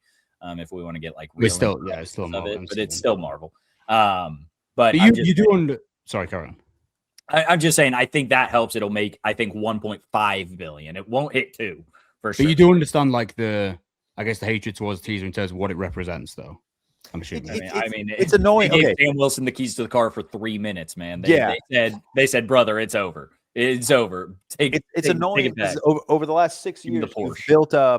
you've built up Captain Marvel, you've built up Miss Marvel, you've built up Shang-Chi, you've had Moon Knight appear, you've had so many, you've had the Thunderbolts, the new Avengers, this teaser, and listen, I could be completely wrong. Maybe when this movie comes out, Steve Rogers dies immediately, blah, blah, blah. Okay. But this teaser to me shows how little confidence Kevin Feige has in what Yeah. Marvel has done Yeah. over the last 5 1,000,000%. Like Yes. That's the Yeah, it's like- unquestionable. It's Listen, they're I'm not reducing going to the to sit lowest here part. and lie. I'm not going to sit here and lie. I'm a little excited to see Chris Evans return. Okay, I enjoy Captain America. I enjoy Iron Man. I enjoy Thor. I just kind of wish it was like I don't know. It just feels so like desperate. I to think me. a Like, very this is not how you. This is not It's how you. the bring lowest. They're appealing to the lowest denominator. It's the lowest form tactic possible. It's also they it's also know like at this point. now these are rumors. I don't know if these are true, but a lot of people are saying that Doomsday is a direct sequel to Endgame. I don't know. Yeah, I don't know how think true it that is. officially is. I think it's going to. And I said this in my TikTok video. I was like, how little confidence do you have to have had in the last 6 years of Marvel filmmaking to feel the need to give us a legacy sequel, not even a decade later? I think a lot, obviously, because I think what they've seen. Look, what they've seen at the box office is not what they expect. Coming off of Endgame, if they and No Way Home, they expected every movie to hit 2 say billion. Endgame. We'll say No Way Home is kind of where it started, like going downhill from a numbers perspective. Maybe not even, and frankly, from a quality perspective. I'm sorry, the movies have not been as good. We've been trying to introduce these characters. We have not gotten the creatives in the room that know what they're talking about in any way. Like we've had a lot of good people attached to these projects and just very much fumbled what they could be. Besides James Gunn and none of this includes Guardians 3. Yeah, let's make that clear. Guardians 3 is great. Who the hell am I to say like the quality's not been as good? I like a lot of these projects. I think Thunderbolts is fantastic. Thunderbolts I really love. I really like Fantastic Four. I'm just saying, like, from a money perspective and from just like scores perspective, you're going to see from Letterboxd and Rotten Tomatoes and such, it has not been where it needs to be. They're very clearly using Secret Wars to just reset and give them a break. I think their idea is, okay, let's do Doomsday and Secret Wars well, get the good graces back, and then we can ignore the phase 4 and 5. Like, we just got to ignore those things. I also think a part of it, and I think a lot of people downplay the existence of the DC Marvel rivalry, but I think Feige is now seeing James Gunn is succeeding on the DC side. He has a very successful Superman movie. Not only is that movie whimsical, but he's able to give us something like Peacemaker as well, which is a complete tonal shift. Okay, then he's also able to give us Creature Commandos, which is animated. Like, there's clearly something going on in Feige's camp where he's like, our formula is not working anymore. Okay, we either need a complete reset of this universe, or we need to just give as much nostalgia bait as possible and hope that works. Like, I think a good point that was made to me, like I made the reactionary video of like, we're cooked, it's over. It's 100%. Y'all got new plot. We got hype moments in aura. We got nostalgia. It is that. Don't get me wrong. That being said, I like Chris Evans. I like Captain America. I'm excited. I'm happy to see him back. I think someone made a good point of it says Steve Rogers will return. It doesn't say Captain America. Correct. Will return. So I still think Sam Wilson is Captain America in this universe, but I think Steve Rogers will be there in some capacity to give guidance or something. I don't think he's going to be a main part of this movie, but I think they're going to market the shit out of him to get the money. Okay, now this might be a conversation for down the road when we have a full either trailer or a full detailed synopsis. How does he come into play? He's in 1940 right now. I think they're gonna pull everyone, man. Multiverses, George. Yeah, they're pulling everyone. I do. I don't know. You know how this shit works, George. You know what I know. It's bothersome. I do the second trailer also got leaked. They got my ass with this gimmick. This is fun. Release 4 trailers. That's fun. The second trailer, audio got leaked, right? Which, by the way, I'm sure you guys didn't watch the 2 Spider-Man Brand New Day trailers, but I saw it on Twitter. Kevin Feige's got guns in people's houses right now. He's shooting people down. It's actually crazy. Yeah, it's so funny. The memes of the Casino Royale torture. Yeah. It's this is what's happening in that Spider-Man Brand New Day. It's crazy. It's so funny. But the second trailer is Thor. I'm fairly confident. I haven't seen that one. If the leak is true, and they're bringing back Thor depression era, which hell yeah, because Taika Waititi, you've done irreparable damage to this character. But obviously we knew Chris Hemsworth was in it, but it's very clear that they're okay, for these 4 hype up trailers, this is not the movie. This is just hype up trailers. We need to play the hits, get the money coming in a little bit. Because I don't disagree that like I think the Odyssey has way more motion right now than Avengers Doomsday does. Like it's just I don't think there's a way to get the same kind of hype that you had for Infinity War or Endgame for this. You haven't done enough for the last 4 years or 6 years. So I think it's pretty clear that they're like, we just need to make it to Secret Wars. We need to reset. We need to get back to the drawing board and then start over. We can't do 10 years of what's happening between 2019 to now. We can't do 4. Remind me what the film was that came out before Infinity War. 2018. No, that was after. Far From Home. Black Panther was like right before Infinity War. Okay, that makes sense. Yep. And I'm sure there was a Spider-Man. No, because Spider-Man came out right after. 2017 Homecoming? I can't remember. Homecoming was 2016. Civil War was right before. 16. Civil War and Ant-Man and the Wasp. I think Black Panther was right before. Black Panther was 18, wasn't it? Huh? Yeah, Black Panther. Yeah, you're right. Yeah. Ant-Man and the Wasp was right after. Infinity War. Early 2000s, late 90s, Steven Spielberg alien film. Hell yeah. Josh cool as fuck. Also, that shot, by the way, of when Emily Blunt's like reading the newscast and she starts stuttering. That is so like, AI, Close Encounters of the Third Kind, fucking War of the Worlds coded. There's the noise, the freakiness, the early days apocalyptic. This trailer gave me like childhood wonder that I've been looking for from Spielberg for a long time. Like something I watched on DVD when I was like 12 and I was blown away. Yeah, War of the Worlds. Yeah. The trailer alone leads me closer to the Josh O'Connor train. Like you're gonna be there, George. I'm telling you. I'm gonna get there. I will. I like the guy. I will get there. Okay. I mean, look. Did you see there were a lot of people on Twitter who didn't like this? Like, people on Twitter. Not even just Twitter. Anything, dude. Not even just looks bad. Everything. Well. I don't know. You can say it looks bad. There was one funny tweet. Did you see the tweet where it's like the image of like the reindeer in the snow looked like the Coke AI ad? That was cool. No, I didn't see that. In one still frame, it low-key kind of did. Yeah. And also I saw some people on Twitter too also saying like, oh, it's a shame Emily Blunt's in this. I'm like, when did people start hating Emily Blunt? I think Emily Blunt. I think Emily. I don't love Emily Blunt, but I don't understand how her being in the film could. Emily Blunt is never the best part of any movie she's in, but she always gives a good supporting performance. Outside the Smashing Machine, I would agree. I haven't seen the Smashing Machine. Yeah, she's not great. Wait. Who's seen the Smashing Machine? Me. Can you guys just? I don't care just if you spoil this for me. Can you spoil? Does she pull the trigger on the gun in that one scene that's floating around Twitter? No, Dwayne Johnson tears the door down. They get married. You see her not do it in that scene that goes 30-second clip. I didn't know how to end it. Yeah, but you see like Dwayne Johnson stop her. Well, he's not strong. Maybe he doesn't know how to stop her. Yeah, no, you're looks fucking cool. Anyway, we all agree. Like we're not in the camp who doesn't. We're excited for this.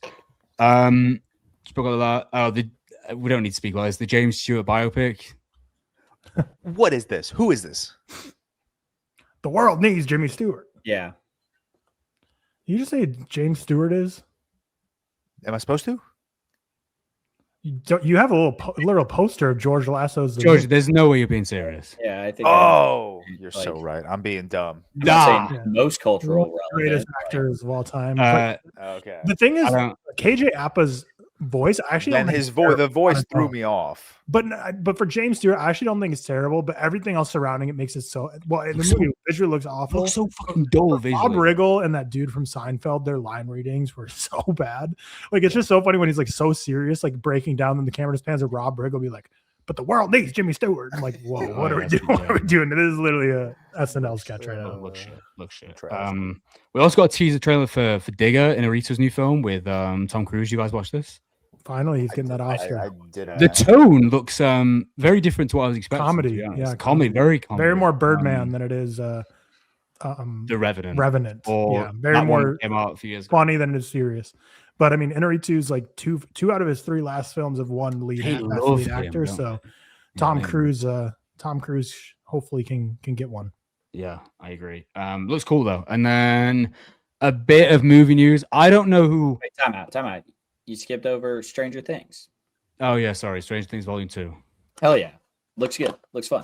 There you go. Are you gonna watch it on Christmas Day, Cam? Yes. Will you and George review it at 3 a.m. so we can upload Yes. it the next day? Not at 3 a.m. We can do Friday Oh. night. George. Oh, yeah, we can do So you could review it Friday? Friday night, yeah.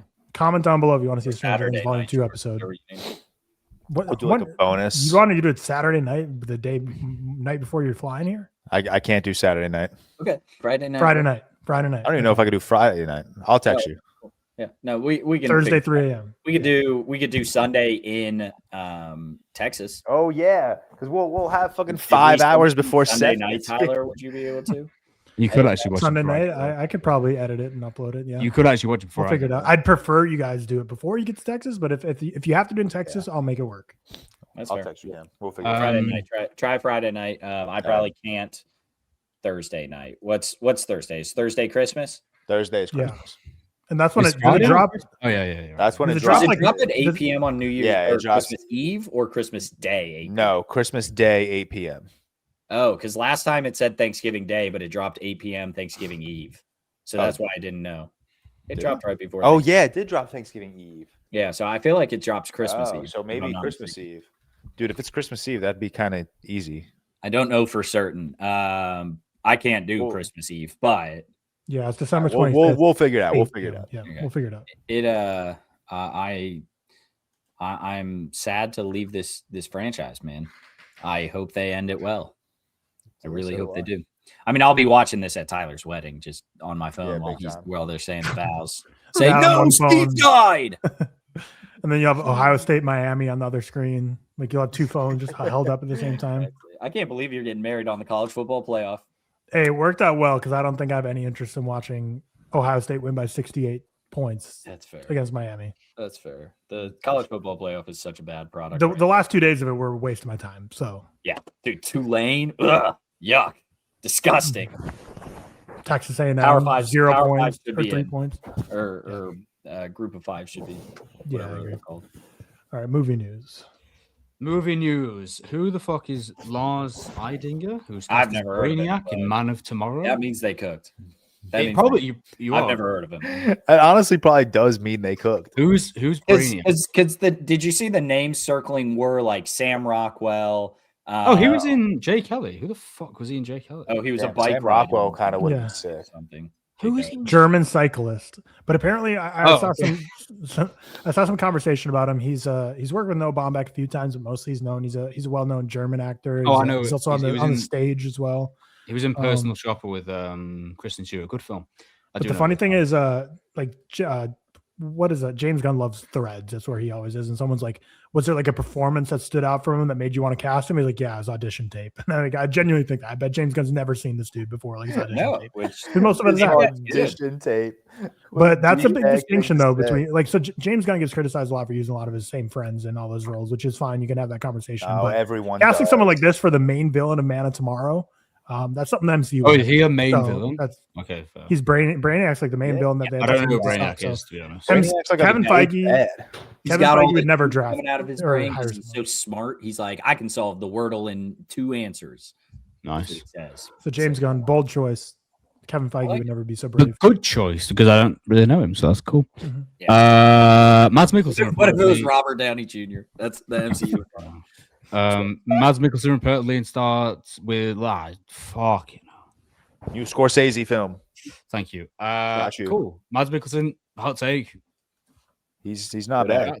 And him Yeah, being he's with not Leo and Jennifer Lawrence, Mhm. that's a fucking. Hell yeah. right Yeah. there. I wonder if Leo's gonna ask him about the American remake of Another Round. Oh yeah, Jesus, I forgot all about that fucking plan. This is fucking. What is a Labubu? Paul King hold on. to direct a Labubu for you. Oh no! Oh no! Oh. You do not have Labubus on your tree, dog. It's right It's over for you. I can't see that.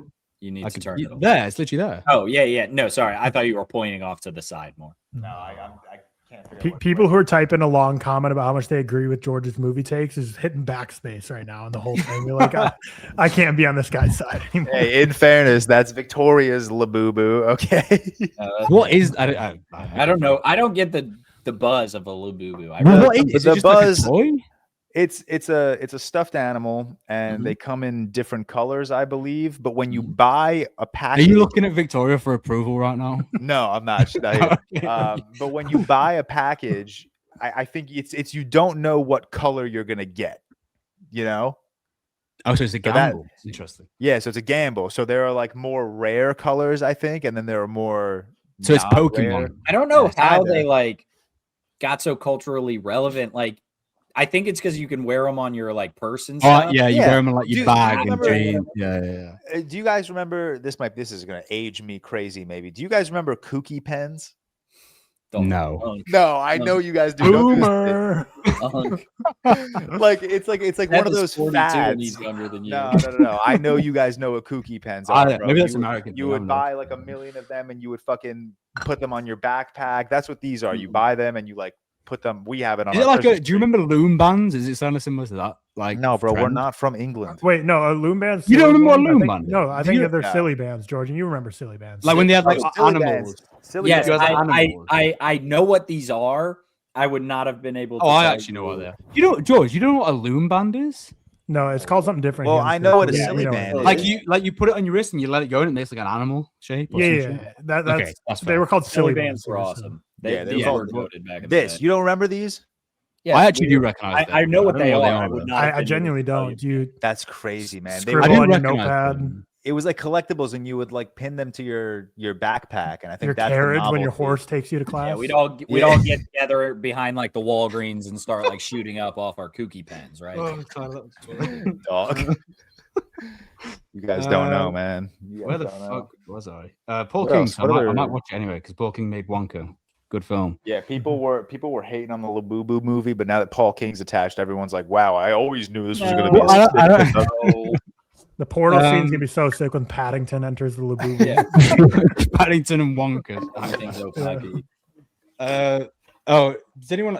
I'll be honest. I didn't know much Fuck down about the it. Oscars. Did anyone have any thoughts about the Oscars shortlist? Any like big?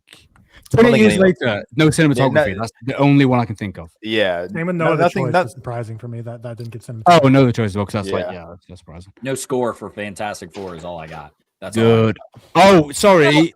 Brave New World made the short list. No, dog. the Electric State made the shortlist for it did make it for Visual VFX. effects. visual effect. Fuck Yeah. it. I need that to be an Don't put Oscar anything winner. on this list, and you won't give score to Fantastic Four. I know it's not going to win, but put it on the short No, list. I like the Fantastic Four score. It could, No, I mean, that's- it deserves yeah, it over yeah, Captain yeah. America. If you had to pick one, pick it. Yeah, Fantastic Four should have been in the short list, not Captain. And also, I don't think Fantastic Four Obviously. looks like. I don't think Fantastic Four's visual effects are the best thing in the world, but not having it over Electric State No, It's crazy. Yeah. kind of seems a bit Visual silly. effects are good. here's I watched like half of it the other night when I was bored.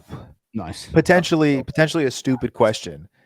Do you think the Odyssey's prologue is eligible for short film? No. No. No. Why not?